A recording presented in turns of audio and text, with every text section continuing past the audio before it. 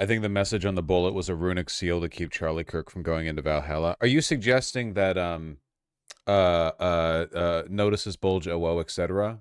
operates as like it's like when the Azov battalion was dipping their bullets in pig's blood um before fighting Chechens? You're suggesting that it's sort of like you're violating doctrine. You're keeping them out of heaven. You're making them unclean, correct? Okay, yeah. I know, I think that works. I think that works. That probably works. That was Wagner? No, that was Azov. Even got posted by the Ukrainian Ministry of Defense. I've loved listening to so many mainstream news broadcasters having to read notices your bulge over and over again. Yeah. That's pretty funny. What's up?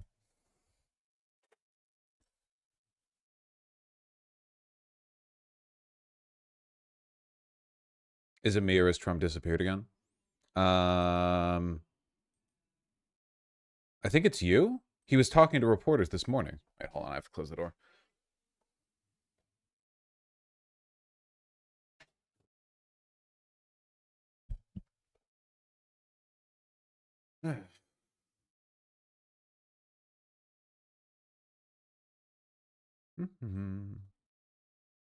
Old Benjamin behavior here to drop a link. Oh, classic shit. Trump is getting a state visit in the UK this week. I'm sure Keir Starmer is going to suck his dick. Very good, very good. Charge my phone.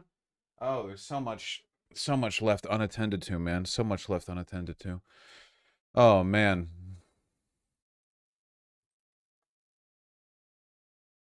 What are we looking at here? Today's cover. Oh, yeah. Kathy Hochul. Finally endorsed Saran Mamdani. At long last.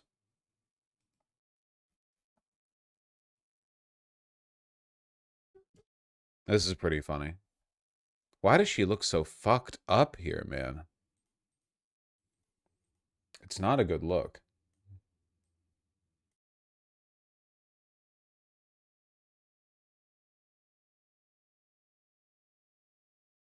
Suddenly noticing a lot of liberals changing their minds now and saying racism is not opinion contrary to previous. I have no idea what you're talking about. You're dumping like hey, I noticed a hypocrisy contrarian word slop at me. No one gives a fuck.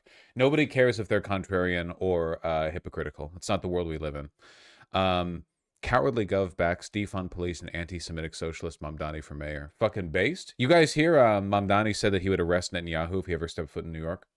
He hit us for a 1-2. On one, in a bizarre move, he said Mamdani said that he would apologize for having previously called the NYPD racist. And then the day after, he was like, all right, now here's the turnabout. Okay, here's where I get you. Okay. But the non-racist NYPD will have to arrest them. Yeah, he's been buttering them up. How many hardcore Zionists do you think there even are in the NYPD? Isn't it all like fat-necked Italians and Irish and stuff? It's all Catholics. It can't be Jews too. It doesn't work that way.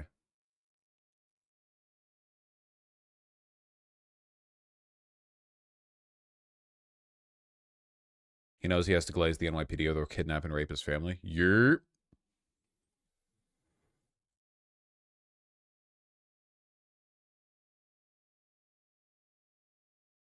Come on, Kathy. Come on, Kathy. NYT, I am never giving you my fucking subscription money. It is never happening. Give it up. Give it up. Why I am endorsing Saran Mamdani. The NYPD trains with the IDF, not kidding. No, I know. Doesn't mean they like him. Can you imagine anything more likely to dispose you against Israel than having to deal with Israelis?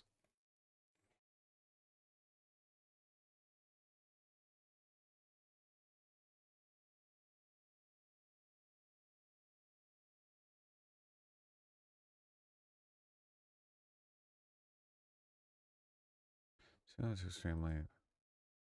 What the hell? I thought I got past this. Oh, shit. New York Times is upping their Fucking e-security. Oh my god. Anyone have a gift link or something? Archive? I'll never figure out how this works. I don't care how many times you people fucking email me about 12foot.io. I don't give a shit. Use archive.li and paste the link there. You do it. I'm not doing that.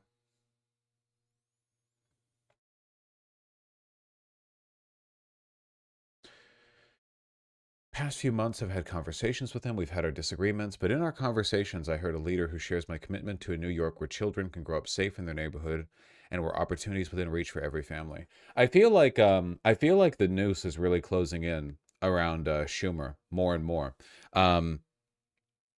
So Kathy endorsed Mamdani right after. What's the name of the senator? I'm blanking on this. Delays? That Dutch ass name. The guy who went down to El Salvador. Van Halen, yeah. Wrote an article, or was it a presser? He was talking about the cowardice of people who wouldn't endorse Mamdani. Love that band? True. Chris Van Hollen. See you in Van Halen, brother. Me to my friend after I finish buying the tickets.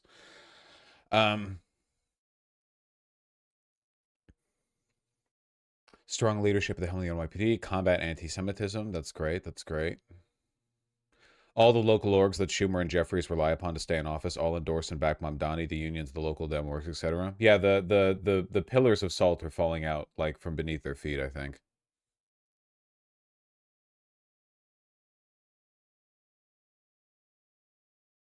If Mamdani and all of the like inter-party or intra-party partisanship that arises from his ascension ends up taking down the head of both the Democratic House and Senate, that'd be so fucking good.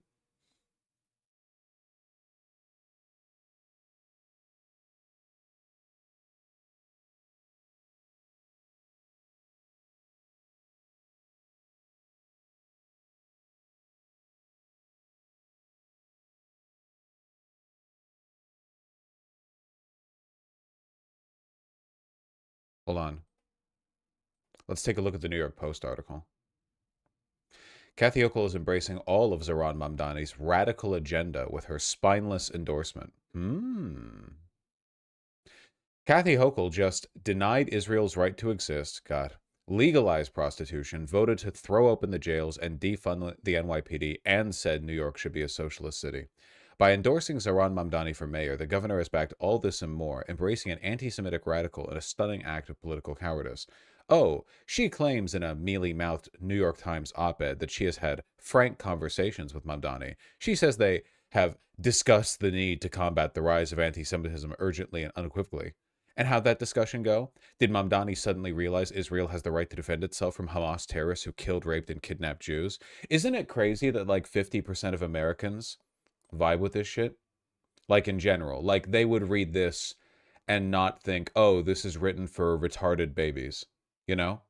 It's a problem that goes like it roots even deeper than political partisanship, because you basically cannot find left-wing or even left-of-center media written this way. It's very, very difficult to find. It's exclusively right-leaning people who consume stuff like this. There just isn't really like an intersection for the education level or IQ level and political positions one would need to have stuff like this written out for them in a left-leaning fashion. Maybe if you go back 100 years ago.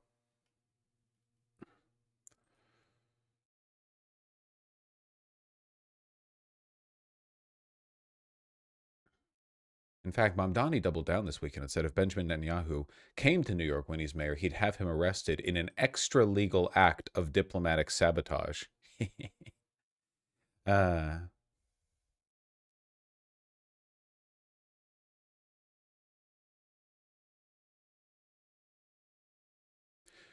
Did you see Hakeem Jeffries' spokesman calling Van Hollen Chris Van who? No? Van Hollen criticized New York members of Congress who have not endorsed Mamdani's candidacy for NYC. Fellow Americans and Iowans, we are at an inflection point.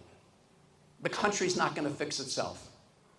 The National Party is not going to fix itself by itself. It's up to all of us. It's up to all of you. We need to start now shaping the future. That means winning the key races of 2025 by supporting our terrific Democratic nominees for governor in Virginia and New Jersey. It means in 2025. And Iowa too. And it means supporting our Democratic nominee in New York City's mayoral race, Zohran Mamdani. He is focused on ensuring that people can afford to live in the place that they work. That should be our goal in New York City, Des Moines, and every town and city and place across the United States of America.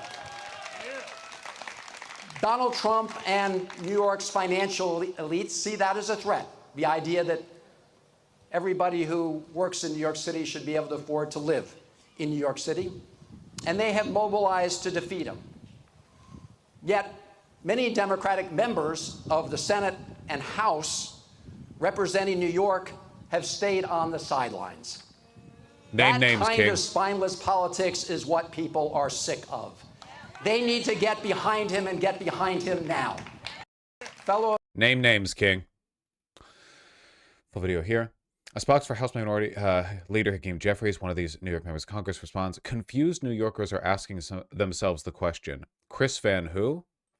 They are... You really don't hate Democrats enough, man. The moment any Democratic leadership member is even slightly criticized, they demonstrate this sheer, like, contempt they have for the democratic process. Like, they stop pretending that this has anything to do with an ideological dispute, and they just sneer at you. What was the name of that fucking dumb bitch from California? Come on, you know who I'm talking about. The Sunrise Movement. Come on. Feinstein, thank you. Yeah, like with her. They never mentally left high school. No. Your read on this is completely incorrect. It's not just pettiness. They're evil, and they are where they are because they sold everything that they have to get there and to stay there, and they're aware of that fact, and they sneer at the idea that it's possible to be moral in a space like this, you know? It's every fucking final Dark Souls boss final words. Oh, you think you'll do better? It's shit Spiral King be saying before you shoot him or whatever in the however Simone defeated him at the end of the first season, okay? It's always the same thing. Hillary Clinton is exactly like this. They're really transparent with it, okay? They sacrificed everything to get here. They have no principles, and you think you can do this with principles? How cute. They get really defensive about it. Schumer is exactly like this. Hillary Clinton is exactly like this. To a large extent, Obama's like this too, but he's smarter. Obama's a lot smarter than these stupid motherfuckers. He's a lot better at hiding it. Not good enough, but he is better at hiding it.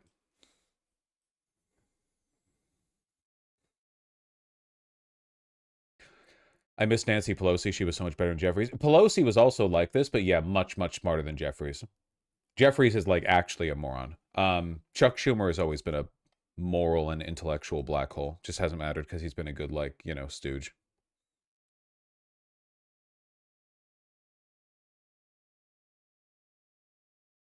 Chris Van who? Van Hollen's been doing great recently. He also wrote a Senate report saying Israel's doing ethnic cleansing. Yeah, he's one of the few Democratic senators who's not, like, explicitly part of the problem.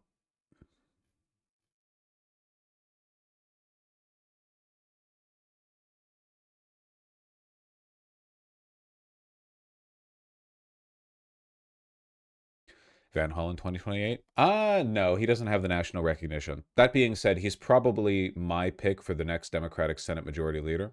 Unfortunately, it's not going to happen because, like, a majority of Democratic senators would, like, fall on the sword for Israel. In fact, the next time the Dems take back the House or the Senate, we're going to see this scramble over, like, hey, should our leaders be the same ineffectual Zionist blowhards who have sacrificed everything and gained nothing over the past so and so many years? And the answer for most Democrats is going to be yes, it should be them. And oh boy, you guys are going to see Brianna Joy Gray posting out of me the likes of which you've never seen before. You're going to see some properly, like, unproductive anti-electoral shit as soon as we go down that road. Fucking 2027, all the new House members come in and you see, like, a split vote. Hakeem Jeffries is the most popular candidate for House Majority Leader, and I'm out there going, vote for the Republican. I don't care. Get Get Johnson there. I don't give a shit, man. Just anybody but him. Please fucking God.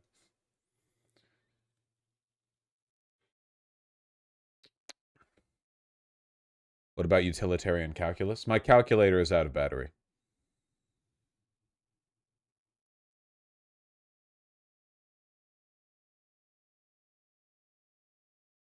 The next leader in the Senate might be Slotkin, right? Oh, they wish. Schumer would fucking love it if Slotkin followed his old ass up. He would love that shit. They would call it progressive too. They'd be like, yeah, here's our young female like fucking, you know, like junior senator elected as our leader, just one in a purple district, you know. Oh yeah. Oh, Schumer would love that. It is her turn. It is her turn. That's true.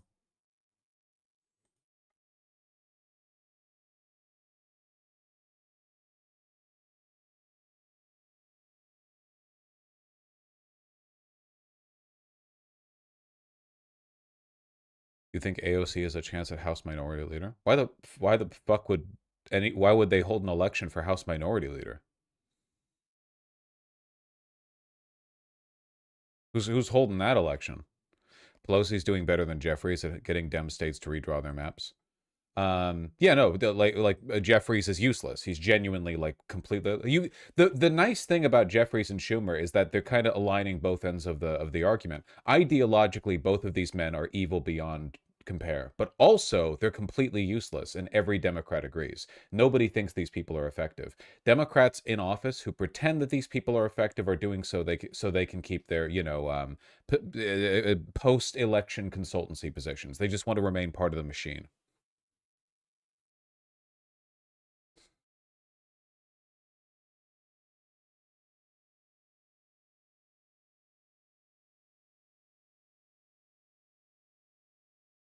They're quite effective at their actual roles. I mean, if their actual roles are like kowtowing to Israel, then yeah. I mean, honestly, no, they're bad at that too. Schumer and Jeffries have probably negatively polarized a lot of Democrats against Israel by virtue of advocating for it so ineffectively. Zionists don't try to convince you of anything. They just browbeat you. Every Zionist argument is exactly the same. They just scream at you and show you like screenshots from October 7th or whatever. They don't make any arguments. If you say you're committing genocide, they say, well, yeah, the Palestinians deserve it, idiot. Also, all media is lying to you and everyone on earth is lying to you. Only we're telling the truth. And then the truth that they tell you is also them admitting to genocide. Like there's no effort to convince you, you know? It's like getting your Holocaust denial propaganda from the world's most like juiced up, rhetorically ineffective Nazis in the 1940s. They're like, yeah, that shit ain't happening. But also, like, isn't it fucking goated? And also, they deserve it, but it's not happening. And also, you're being like germophobic. What would they call it? Yeah, yeah, areophobic. There we go. By even asking these questions.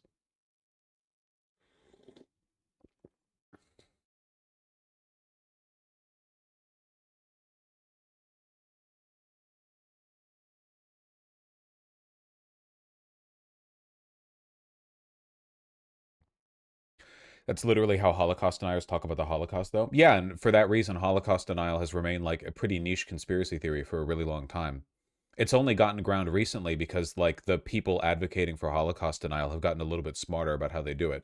Now, actually, Holocaust denial is easier than ever before to advocate for from like the perspective of the Nazis who are trying to like sow seeds of dissent or whatever. Because now it's really easy to wrap this up in a like, if they're willing to lie to you about Gaza, what else will they lie to you about? You know, like we have an actual real life conspiracy playing out right now of the entire Western media and political apparatus lying to you boldly, to your face, openly, like shamelessly, about something everyone knows is happening. So it gives them like a lot of ground to get away with their conspiratorial posting. It's really unfortunate. We've basically guaranteed another 2 centuries of like structured anti-Semitism by defending Israel.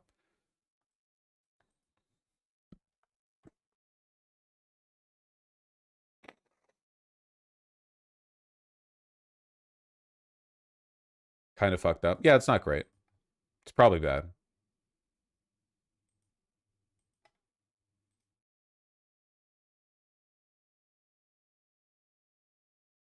Thana, if you click on that link, you'll see that an explanation does not vindicate them.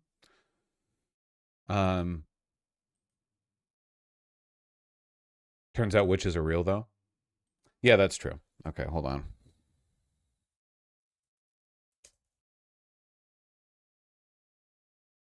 Why the fuck do I have my keyboard so far over? Why do I do that? I mute them first, then look after and up the length if it's too gay. That's fair.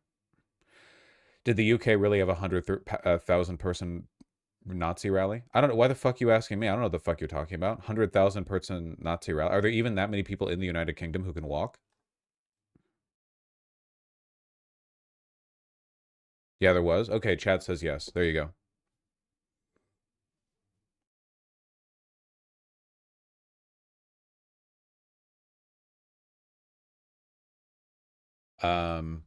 London far-right protest.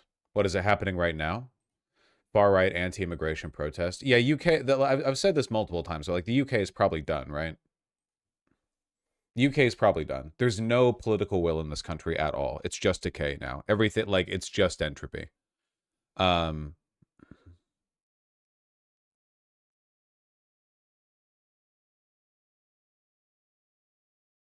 St. George flagship. Yeah, well. Not true. The Greens are kind of clearing. The Greens? I guess we'll see. How does that differ from here? As bad as the United States is and is going to get, there is still genuine like left-wing energy here. I guess in the most in recent memory, best exemplified by the behavior of social media immediately after Charlie Kirk's unaliving. You know, there are a lot of people here who have the fire in their chest. I don't think anyone in the UK has the fire in their chest. Certainly not anyone in power. It's like a void. Green Party just elected new socialist leader. Let me guess. Green Party's new socialist leader's first policy proposal. All right, okay, I've got this one, all right. More money to pensioners. Did I have that right? Did I guess that correctly? Oh! No? Oh, never mind. Take back my smug.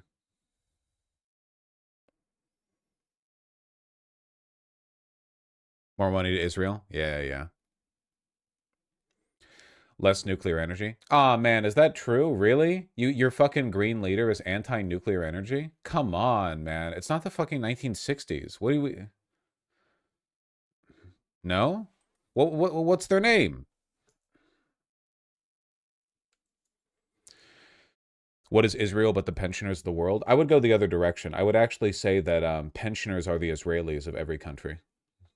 And I think I'm right, too.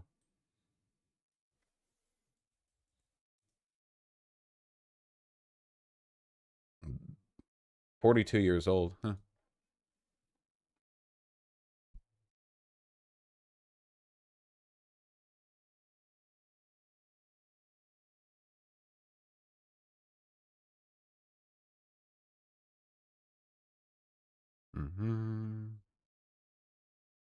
Polanski also worked as a hypnotherapist. In 2013, a journalist for The Sun requested a hypnotherapy session to increase her breast size and body image self-confidence for an article in the paper. Polanski featured in the published article. Polanski said he did not charge for the session, that the article did not accurately reflect the situation, and apologized for his involvement. Okay. Whatever. I don't give a shit.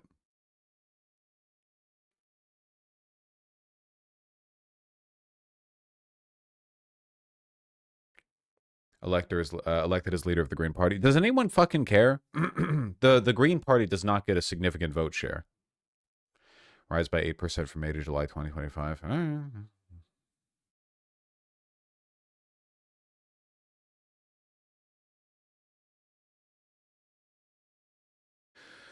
Tax on billionaires, renationalizing water companies, government regulating private corporations more, wealth tax.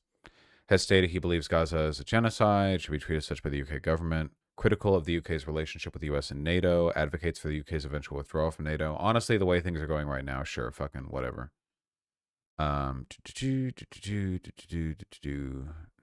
Gay and vegan. Damn, that's two of my best insults off the table right there. Fuck.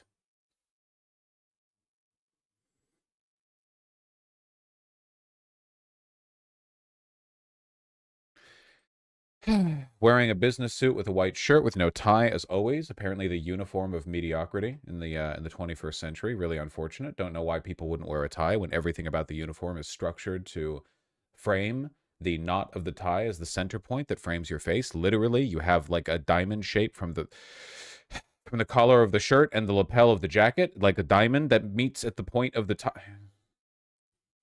It's fine. It's fine. He put out a YouTube video. Oh, wow, look what he's wearing. Zach Polanski, we've spoken to him a few times before, but not as leader. Congratulations, Zach. Welcome to the programme. Thank you so much, Matthew. Thanks always for having me on. And I reckon it's you that won it for me. So Okay, now, let's...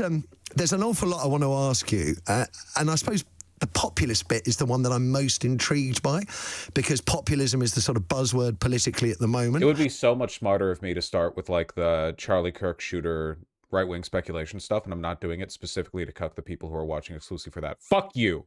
You can't just pay attention to the shit that makes the headlines, okay? You're part of the fucking problem. It tends to be associated with the right. How are you going to do it on the sort of... Why is everything sinking downhill? Why is everyone so stupid? You only turned in to the fucking stream because the title promised you juicy speculation about a subject that you've already made an opinion on. You weren't coming here to learn. You were coming here to laugh. You're part of the problem. Actually progressive left.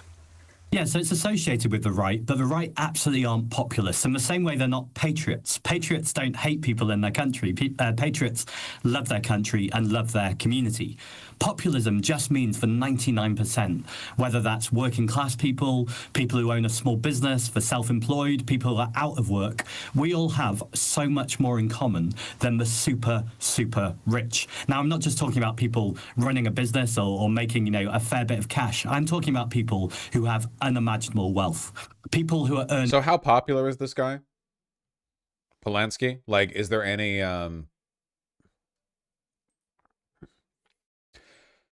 Compare this to Starmer? Well, compare this to Corbyn, man.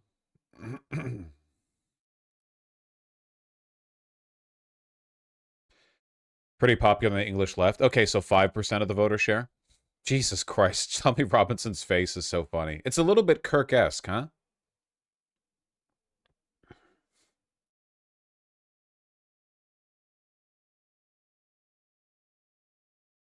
Ominous. Britain has finally awoken. We've been waiting decades. Robinson, whose real name is Stefan Yaxley Lennon. I didn't know that.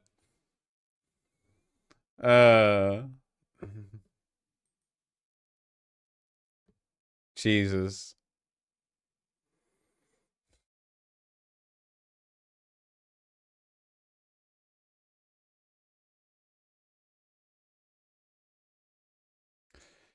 Green Party's polling 12% to Labour's 19, Tories to 15, and Reform's 34. Between the Tories and Reform, like, they've already got 50% of the voter share. I'm sorry, dude. The population of the United Kingdom craves oblivion.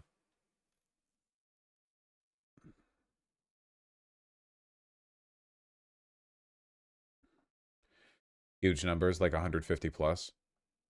150K plus, sorry.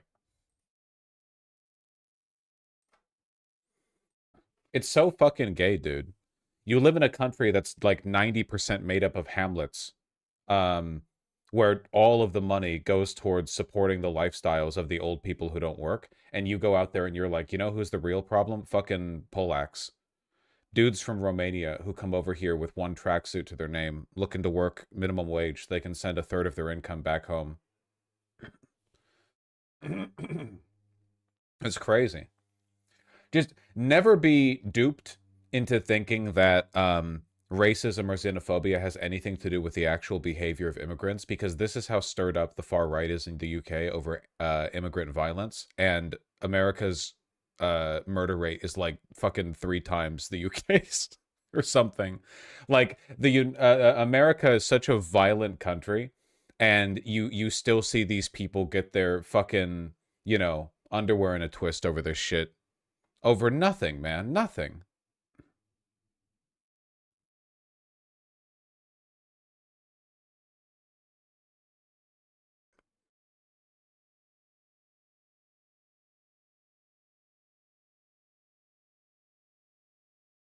Swishdammer's reply. All the fucking UK posters in chat.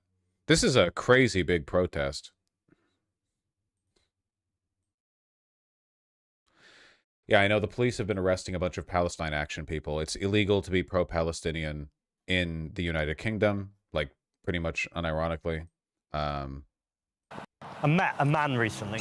Said he wanted to stand on a beach like this one with a gun and shoot the people coming across on small boats. Said it like he was just talking about the weather. The worst bit, wasn't even that shocked. Because it's this. Maybe he was like an old-style English patriot, and he was talking about the Normans. This obsession that has gripped the country. The boats, the boats, the boats. Yet something doesn't add up. Our NHS is crumbling. Our wages are... Or the Danes. Yeah, me when I'm on the shores of the UK and I see the fucking Germans, French, Dutch, Swedish. Honestly, your little island's been through a lot. There are a lot of ethnic groups. I mean, one of the only ethnic groups you really can't be mad at is the fucking Romanians, to be honest.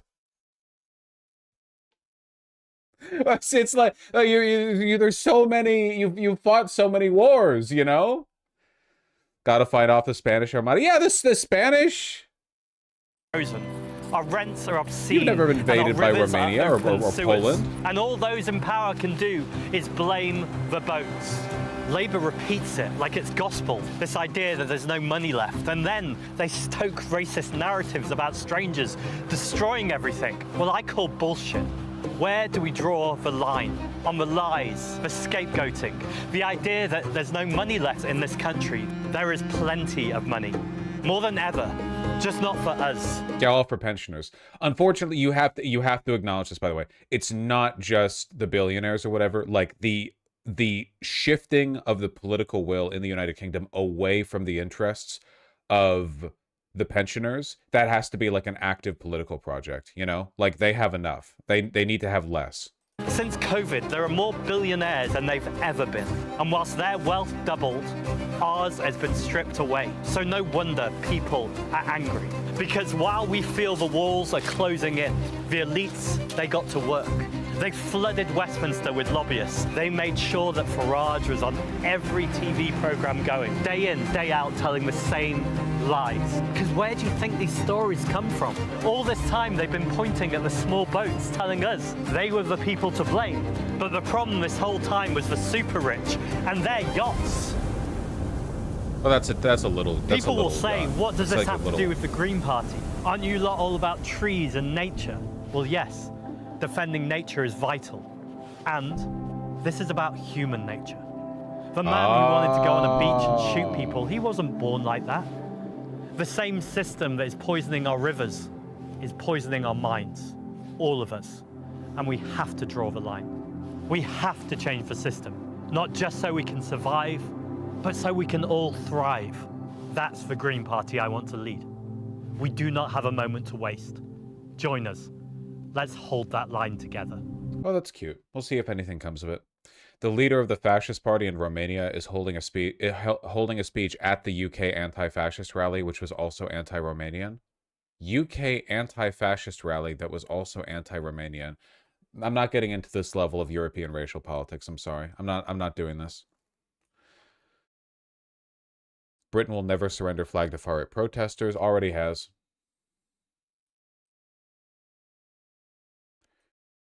Labour MP calls Palestine Action arrest total disgrace. Presumably this MP has already been arrested.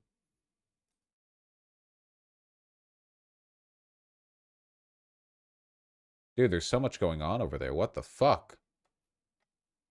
Cut it out.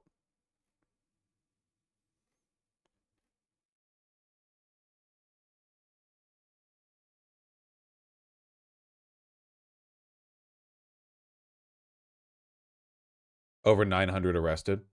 The pro-Palestine protests in London have been far bigger, by the way. The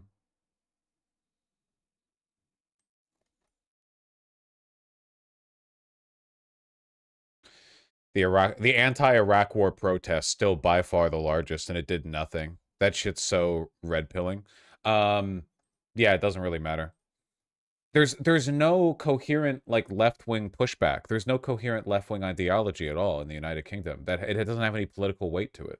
Unfortunately, like this is not going to change until something is done about the pensioners, you know? Something needs to be done about the pensioners. There needs to be some kind of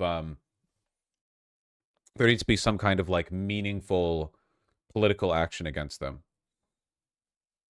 Time will fix that. No, it won't.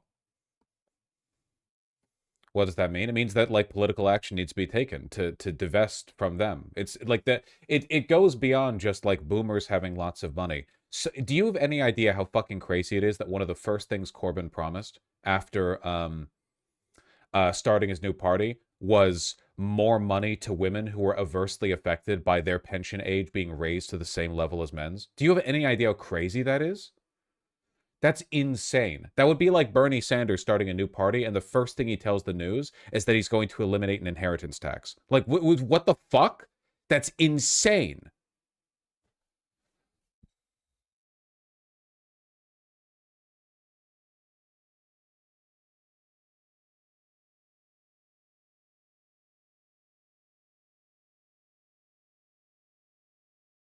Do you think people already forgot about Farage's role in Brexit? Nobody gives a shit. Nobody cares about Brexit, man.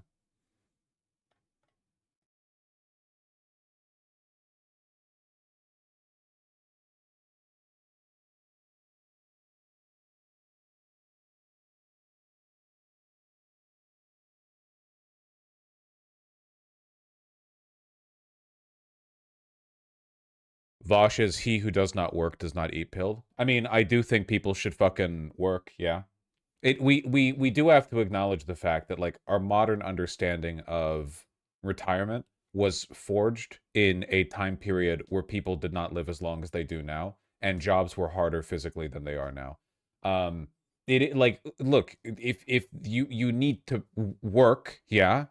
I think there are like reasonable ways of arranging that work. There are provisions, there are rules, there are regulations, but I don't think we should cede. Don't you fucking anarchist r/anti-work yourself into being a pro-pensioner. Like guy who finds the horseshoe that connects being an anarchist to being like a stuffy 67-year-old fucking, you know, guy who votes for reform because he thinks that you know, Somalis are taking away the money that's supposed to go to his retirement.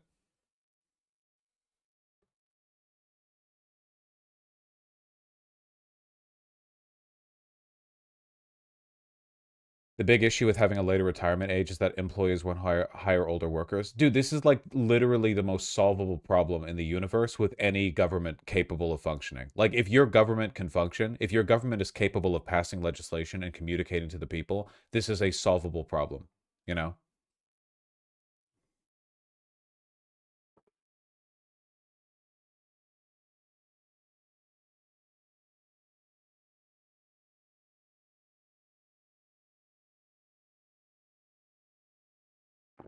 Oh, anyway.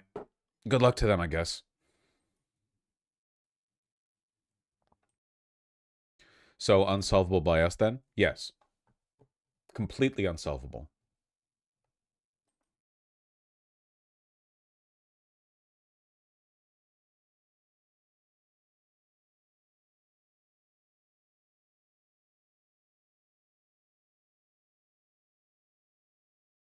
I ain't working when I'm 70. Okay, well then don't look, I'm not saying you have to work when you're 70. I'm saying that you can't have like the entire fucking country's political system oriented around your needs when you're 70. That's insane, you know? That's the problem with the United Kingdom. It's not like when people get retirement benefits necessarily. It's that everything in that country is oriented to serve those people. At least in America, things are shifting more towards Gen X.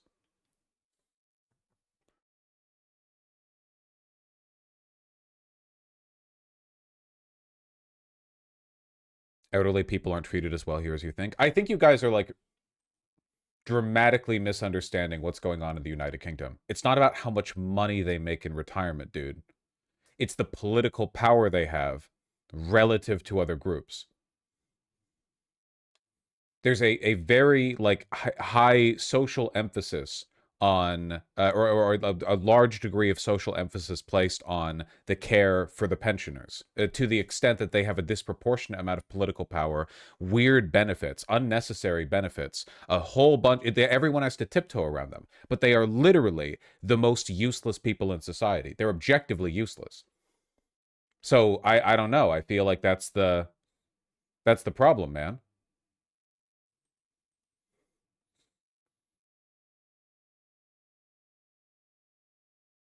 Hey, Spark.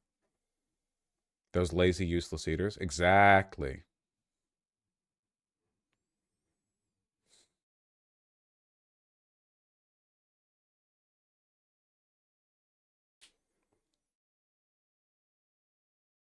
Isn't that the problem with Social Security? I mean, I think it's the problem with political systems that overemphasize the influence of elderly people. Honestly, from my perspective, it's the problem with home ownership. The longer you're alive, the more likely it is that you've owned a home, which means that you pay property taxes, which means that you're part of a tax base that people find very appealing, which means that people want to solicit your vote. You're more likely to vote. More and more and more, more political weight and power is given to elderly people. And even though you would think they should have the weakest say on the future of the country because they're going to be in it for less time.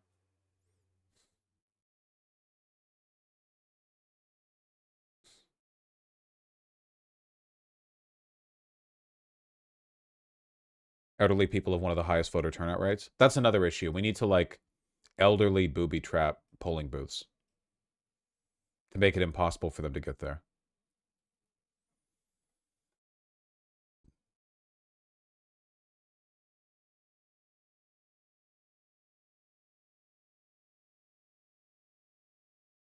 Voss so fucking wrong on this, I can't even begin. You people are going to piss me off, man. This is the same argument against helping the homeless? What the fuck? Listen, oh my god. Okay, you guys are unironically psyoping yourselves. What the fuck? You are taking progressive positions and using them to justify a political system where the elderly people who own the homes, who have overwhelmingly conservative views and don't contribute to society, are the ones that have the disproportionate influence, and young people who do work and do have a real vested future interest in the direction the country takes have disproportionately little power. You're agreeing with the accumulation of power in the hands of people who need it the least and already have the most proportionate to their existing involvement. What do you mean this is not helping homeless people? You want every country to politically prioritize its boomers? You think it's good when every country oh, hey, 80-year-olds, cast of 80-year-olds who own homes and don't want to pass them down. You should be the ones to decide. Why? That's crazy.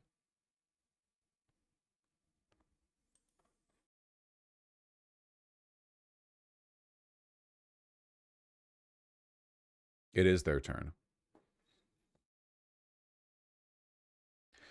I get what Vosh is saying, despite it sounding a bit pro-euthanization. You are cooked by the internet. You've spent too much time interacting with people online and not enough time. You're listening to a position which is old homeowners have too much power, and you're hearing in your head this is just like the Nazi position of eugenics. You are removed from reality.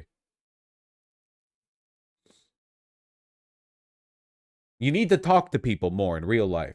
In real life, it is very, very, very, very socially detrimental. It's deleterious to society to structure your political power and wealth accumulation such that more and more and more is held by people who are old, withdrawn from society, and have no investment in its future because they are literally going to die soon.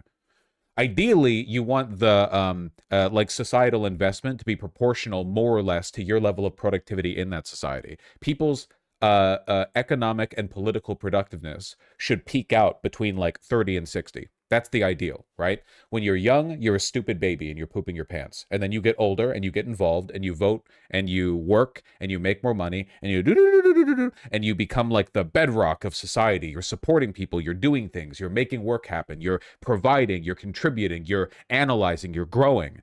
And then once you get over the cliff a little bit and you're good night, y'all, and you take a break from working and you retire or whatever, you should not then still be fucking kings of society.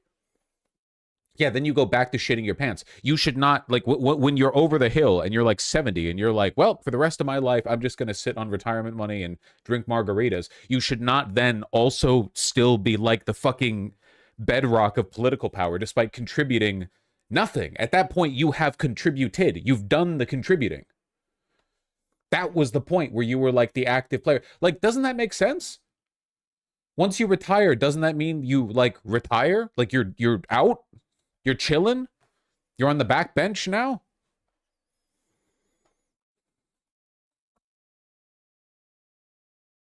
Labor tried to get rid of a small benefit pensioners get for fuel in winter. Yeah, I saw this. There was like a word cloud of the problems people had with Labor's governance, and the winter fuel payment was so big that nothing else was even legible. It was like 99% the winter fuel payment.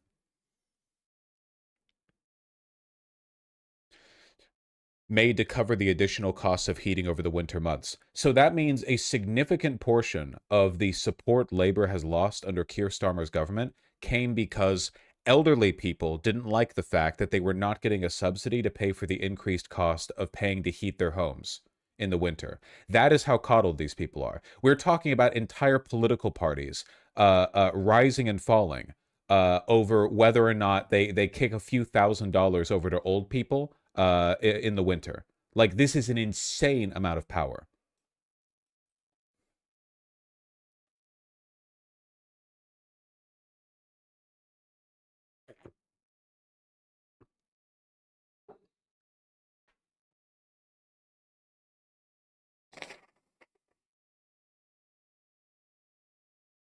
By the way, they just wanted to means test and not fully get rid of it. Let me guess. The Labor government was like, maybe we shouldn't be providing the subsidy to pensioners who are very wealthy. And then right-wing media ran with it and said, hey, they're going to take away your winter fuel tax allowance. And then everyone pretended they had already taken it away, even though it was never fully removed.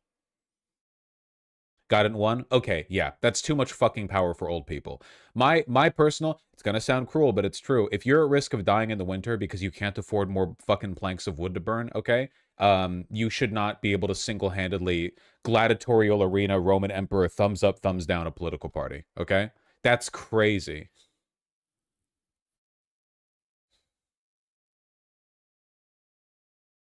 Not all old people are wealthy. You know, this is a crazy take. Did you know that on YouTube, unlike in Twitch, you can live rewind a VOD and you can check to see if a person said the thing that you think they said?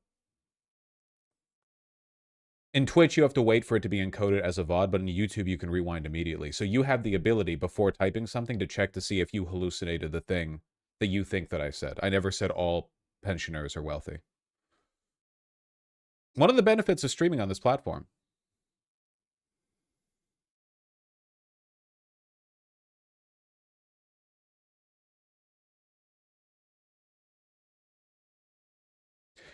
In winter 2024 to 2025, the payment was 200 or 300 pounds. Jesus Christ. 200 or 300 pounds.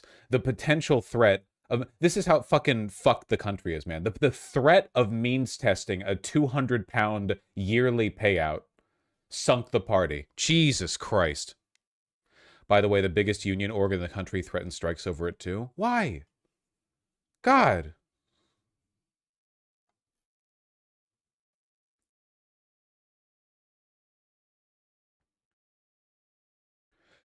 On the 29th of July in 2024, Rachel Reeves announced the benefit would only be given to those in receipt of pension credit or other means-tested benefits. This removed the benefit from around 10 million pensioners. The pension credit's principal elements is a piece of age. Yeah. The announcement of this policy to remove fuel payments for pensioners took the nation by surprise, as it had not been announced in advance or included in Labour's manifesto. Several Labour MPs returned to Westminster complaining their constituents were furious and, in some cases, deeply worried.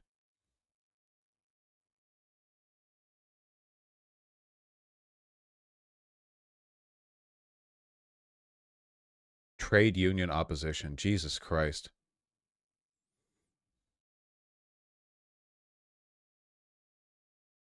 Is this an England thing? Yeah, probably.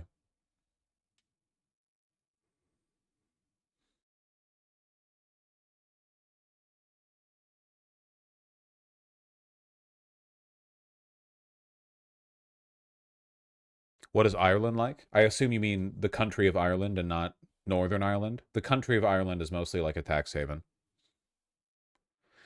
It got passed and was implemented in Scotland and Wales. Really? England was the one place that wouldn't implement it? Scotland and Wales were like, oh, means testing a benefit? Okay, and implemented it, and England alone was like, no! And they kept it? That's so fucking funny.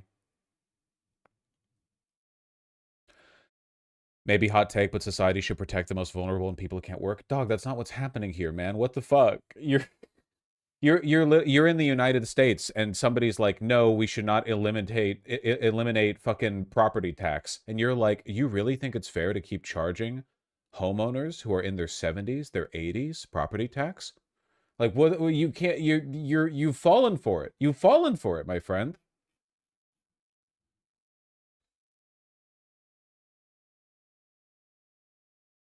It's not like the United Kingdom hasn't already completely gutted itself for the benefit of these people anyway.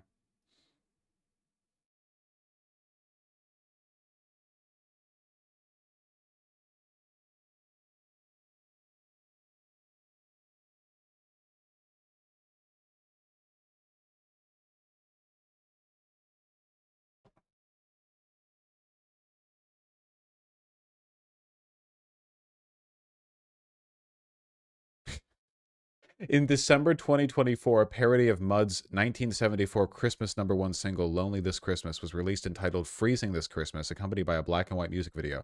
A backlash against the means testing of the winter fuel payment. It had lyrics against Chris Middleton, a freelance writer, performed by Dean Ager. All proceeds going to elderly charities. The cover reached #1 in the singles downloads chart and number 37 on the singles chart.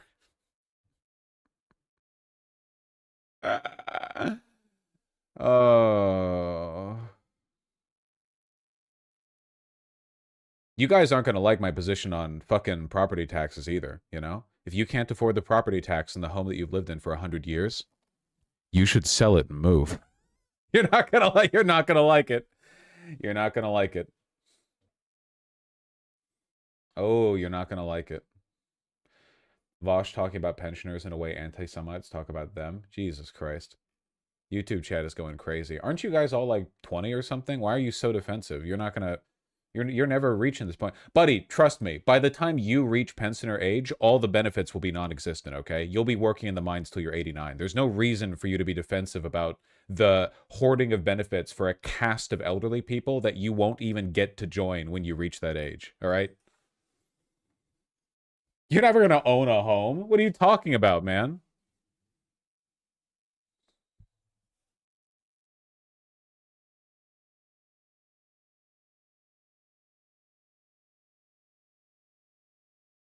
Why do you hate my nan? Because of who she's voting for.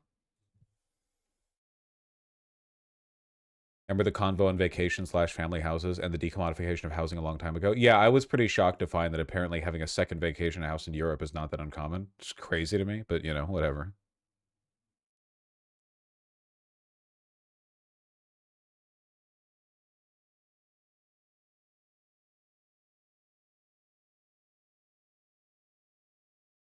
Do you think the demographics crisis has something to do with the amount of political power boomers have? Yeah, 100%, 100%. Yeah, no one's fucking. No one's having kids.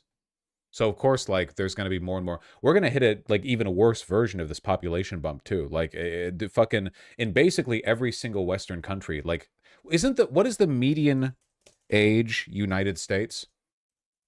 Isn't it like 50 or something? Not 50, 38.7. And it's going up over time. The median age in the United States, 38.7. In the UK, it's 40.7. Also increasing over time. Like, look at this, dude. Median age in the United Kingdom. Back in 1975, it was 32.9. Look at this shit, man. It's going to keep going up. It's going to keep going up. We're going to live to see the median age in the United Kingdom and the United States hit like 50.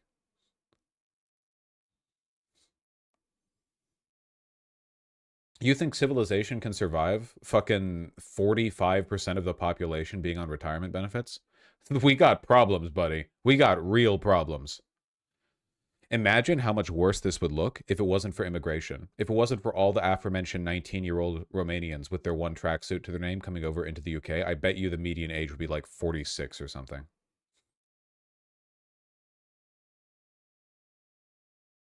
Yeah, that's one of the reasons why the only fucking job sector in America that's really growing is healthcare because everyone's old and sick. It's crazy.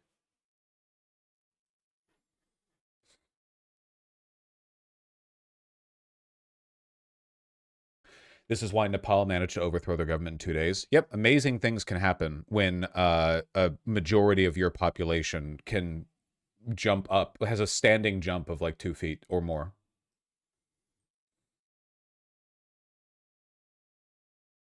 Did you explain median means half the population is that age or above? I'm really sorry, but this is not daycare. I'm just going to have to assume you guys are doing a little bit of work to keep up with me. Oh, sorry. Daycare is an institution that parents take their very young children to like watch over them. It's kind of like a before they go to school thing.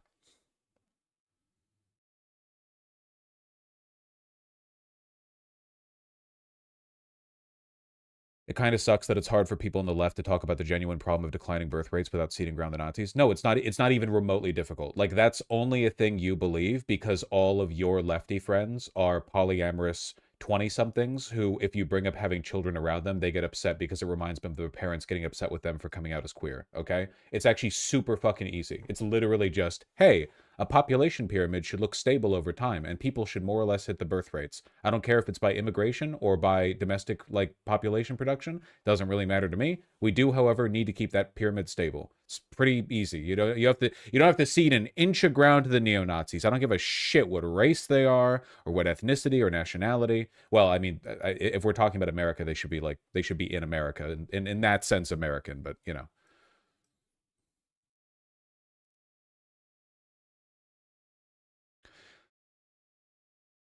I'm telling you, man, it all comes down to the population pyramids. Look at the Netherlands. Look at that. That's not good. Look at Northern Europe. What about Nigeria? Oh, yep. That's a population that's booming.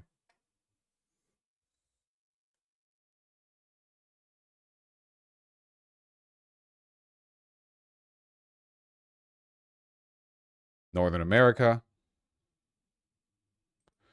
China. China's having a problem. Japan also has a major problem. Look at that, man. The cool thing about being Japanese, though, is because you live off of, like, rice wine and fish, you do live to 90. So you're productive longer, I guess. So Vosh wants infinite growth? No. A stable population pyramid is stable.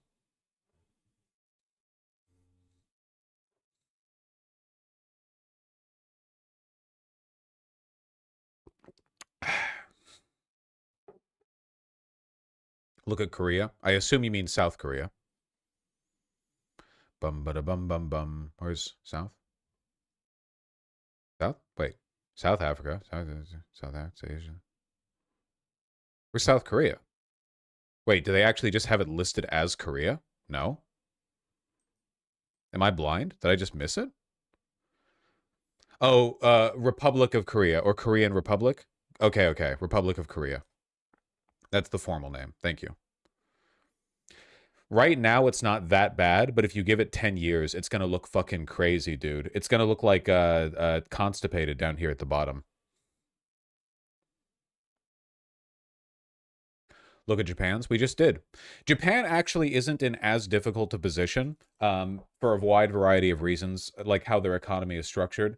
They do need, like, to fix their birth rate, but genuinely, I think that Japan is in a better position to weather this out because Japan makes it easier for old people to work. Let me rephrase that. Japan's work culture is horrific. However, because of their housing policy and the way that they are structured at a local level, I think it's easier that if you corrected for the work culture, if you correct for it, I feel like being 65 in Japan, that's borderline like prime working years.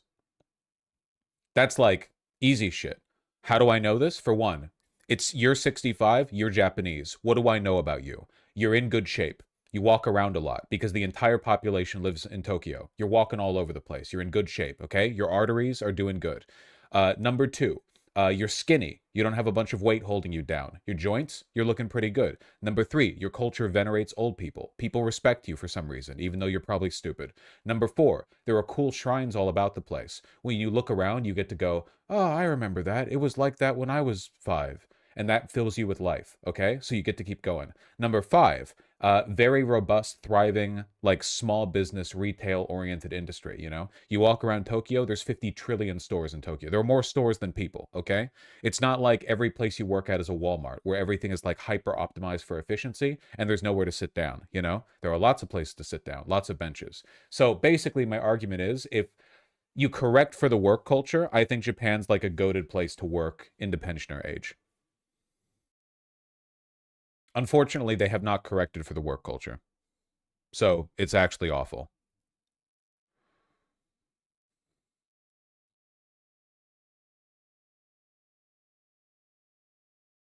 I hear they're trying to get families with children to move into rural towns for cheap housing. Yeah, you can buy a house in Japan for like $5. The problem is that there's no demand for the houses because no one has kids. It's like you can buy a family house in a rural province for like nothing, but then like you're just sitting there. It's just wasting. It's just slowly returning to nature because it's fucking made out of paper. Every day you wake up and you have to like get a flamethrower, a fucking, you know, machete to chop off the vines because the forest you live next to is trying to reclaim your paper and wood house. Not even any goddamn nails in the framing because of your ancient Japanese art of putting wood together. Like Lincoln logs.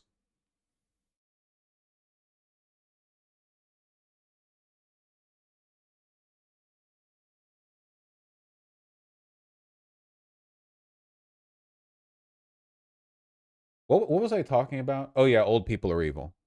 Useless eaters, exactly. Unironically, my retirement plan is rural Japan. Dog, they're going to hate you. Just keep that in mind. Anyone stubborn enough to still live in rural Japan, if you go over there, a fucking gaijin, unironically, they're going to make your life hell. We're talking about a subsection of the Japanese population so conservative and isolated that they don't even want to move to a city, when living in Tokyo is like the easiest shit in the world for a Japanese, okay? You go over there, they're going to be like leaving dead cats on your lawn. I'm just saying. They're going to be casting ancient Shinto curses at you. I'm just warning you.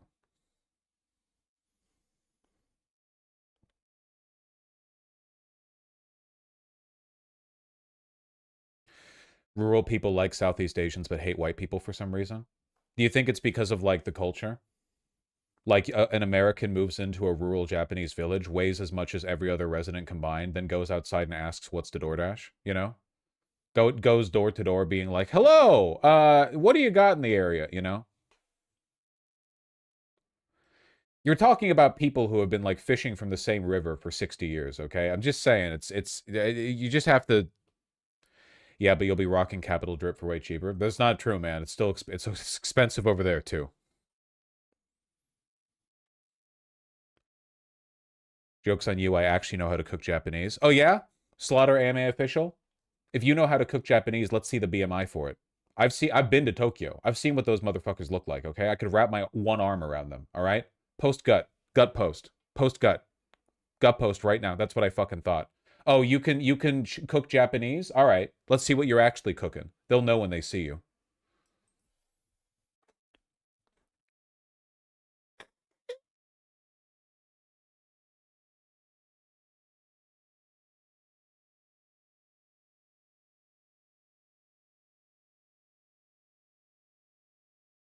Bosch is really misrepresenting rural Japan. Every white person I know who's lived in rural Japan. You're talking about YouTubers.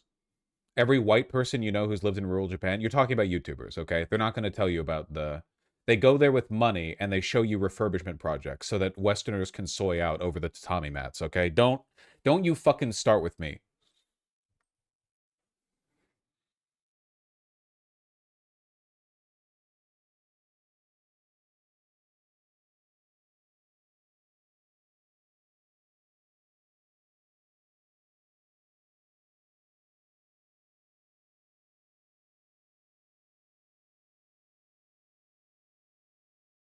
Can you look at the Somalia birth rate?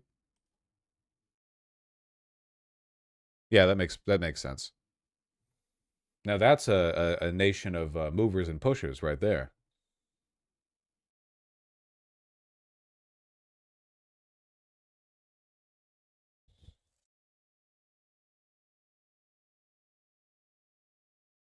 You guys are not ready for the Southeast Asianification and Africanization of the internet in the coming half century.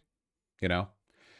The only thing that's kept it from happening for this long is the fact that China's walled off, India's poor, and most of Africa is super poor. But over time, like in the coming decades, a majority of the English-speaking population on the internet, like a significant majority, is going to be people from the global south. You're going to go online and people are going to be talking about food you've never heard of. People are going to be talking about fucking capital cities you've never been to and the behavior of tourists there. People are going to be racist against you in ways that leave you feeling rather than like, because you're white, so when foreigners are racist against you, you're like, at least my GDP per capita is 72,000. But they're going to start hitting you with racism you weren't expecting, curveballs you weren't ready for. You're going to start feeling like confused and lost afterwards. You know, a Somalian teenager is going to hit you with some like Fortnite ass Gen Alpha slang that is comprehensible to you, but only just, and you're going to feel like you're out of it, like you're out of the loop now.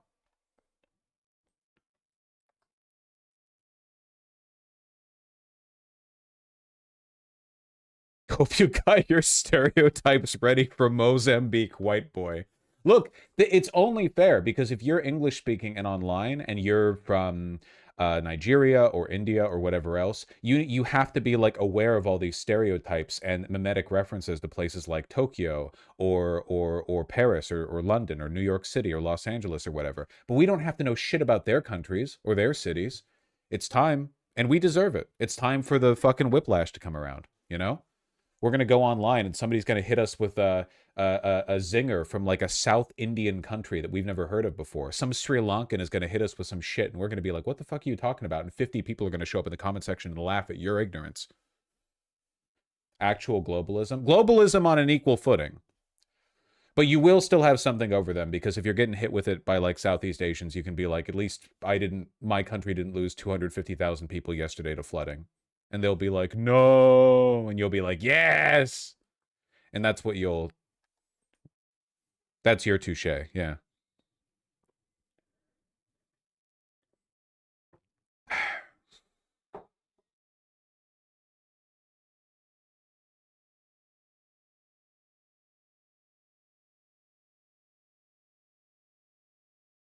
This shit is so fucking Orientalist, man. This is not a joke. Chinese people are eating and poking fun at hashtag white people food. Wow, really? In a country of 1.4 billion people, some of them are talking about the culinary tendencies of the loudest humans on Earth? Is that true? Oh, I thought us white people were doing our own, like, we were doing our own cultural shit, like, quietly, out of the reach of other groups. I didn't realize that we were opening ourselves up to the scrutiny and mockery of 1.4 billion human beings. It's like whenever you ever see people post and it's like Chinese people have made this new trend. Chinese people have started this crazy new trend, and it's some like, and then you see a video that has some stylistic effect that you only see one video of it. You know what I mean? It's just Orientalism, man. They were doing that back in the 1800s too. A guy with a huge mustache would come back on a boat from Japan and be like, the Japanese are super into this. And then he would show you like a vase one guy painted. The Japanese are really into this style of vase painting right now. He went to one shop. He went to one shop before he went back to port. And everyone would fall for it. They'd be like, this is the new trend. This happened like over and over again, by the way. A whole bunch of like Orientalist trends in the West started because people would bring over tiny bits of information from Japan or China or whatever and be like, no, this is the new hotness over there. And they'd be like, okay, all right. And it's just like one guy's basement creation. We're still doing it. We're still fucking doing it.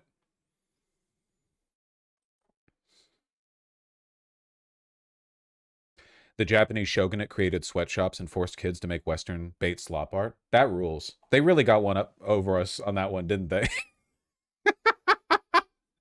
the shogunate being like, I bet in 200 years an entire generation of Westerners will be raised on a bunch of toys representing pocket monsters.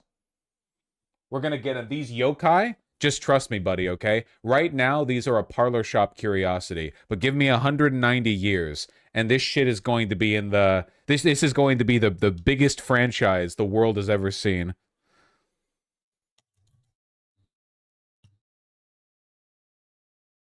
Westerners cower in the face of the 200-year merchandising plan, man. We don't think that far ahead.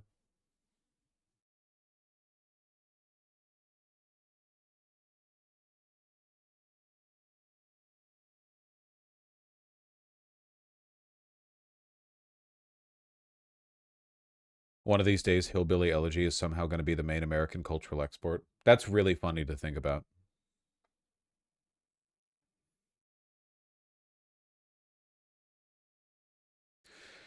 Vosh, you've been talking recently about how the internet's making people not fuck, but we've been near replacement or below it since the 1970s. We were even at it in the 30s. No, I didn't say the internet's making us not fuck. It's just a part of it. It's that economically and socially, it's just fucking a waste of time to have kids now. It used to be everyone lived in the middle of nowhere, and every guy had nothing to do but, like, question mark rape his wife. That was it. Like, that was all of human society for 50 million years. And now it's like, holy shit, there's like stuff you can do. You can live in a big city and get cholera. You can live in a big city and get all your food from cafeterias where somebody makes slop soup for you, you know? Like, nowadays, it's just not as soon as people started moving into cities, like more and more people, it's more difficult to have like 50 kids because you live in a tiny tenement or whatever. The houses aren't as big. But even if you have a big house now, nobody fucking wants 20 kids because you got shit to do. You got like video games to play. Who the fuck has time to raise children? We literally have Silksong. And Hades 2 is coming out like 2 weeks from now. The problem with like the population graph here is that, listen, guys, it's not wealth that allows people to have kids. Poorer countries have more kids. It's not wealth, that's cope. It's also not house size. America has much larger house sizes, even at different income levels, than other countries, and that doesn't fix the population pyramid problem. It's not misogyny. Removing women's rights doesn't fix it. Let me find, where's, what am I looking for here? What is it? What is it? Why am I blanking? Come on, it's Saudi Arabia. Where's Saudi Arabia? Uh-oh. Oh, okay. Well, Saudi Arabia is a fake country, so don't worry about it. The population rate for Saudi Arabia has dropped significantly, like substantially. Same with Iran. And in Iran and Saudi Arabia, I genuinely don't even know if rape are illegal, okay? Once you marry a woman. So, like, yeah. The population rate is declining absolutely everywhere. It's just, it's basic Marxism. It's material analysis, okay? People have children because children fill a, like, slot, a niche in the material economy of the society that you live in. If everyone is a farmer, you can have as many kids as you want because the woman stays inside and, like, I don't know, she has a fainting couch and a fan and stuff. And the guy goes out there and, I don't know, hits rocks with shovels. I don't know what farmers do. And you can have like 50 million kids. It all makes sense. Everything works together. It all fits, okay? Nowadays, who the fuck has time? We're going to need to try to find some kind of like niche or intersection where it's materially incentivized, or at least like sensible for people to have like 2.1 kids. America should try not actively punishing parents. Quit being a baby. It's not about actively punishing parents. We're talking about a global decline in the birth rate. Literally, like every single country on Earth. Every country on Earth. Like, it's like poor countries, rich countries, white countries, black countries, fucking big house countries, little house countries, everywhere, like everywhere. Just like, why would you have a kid? People don't have a kid for like fun. There's usually like a reason they do it.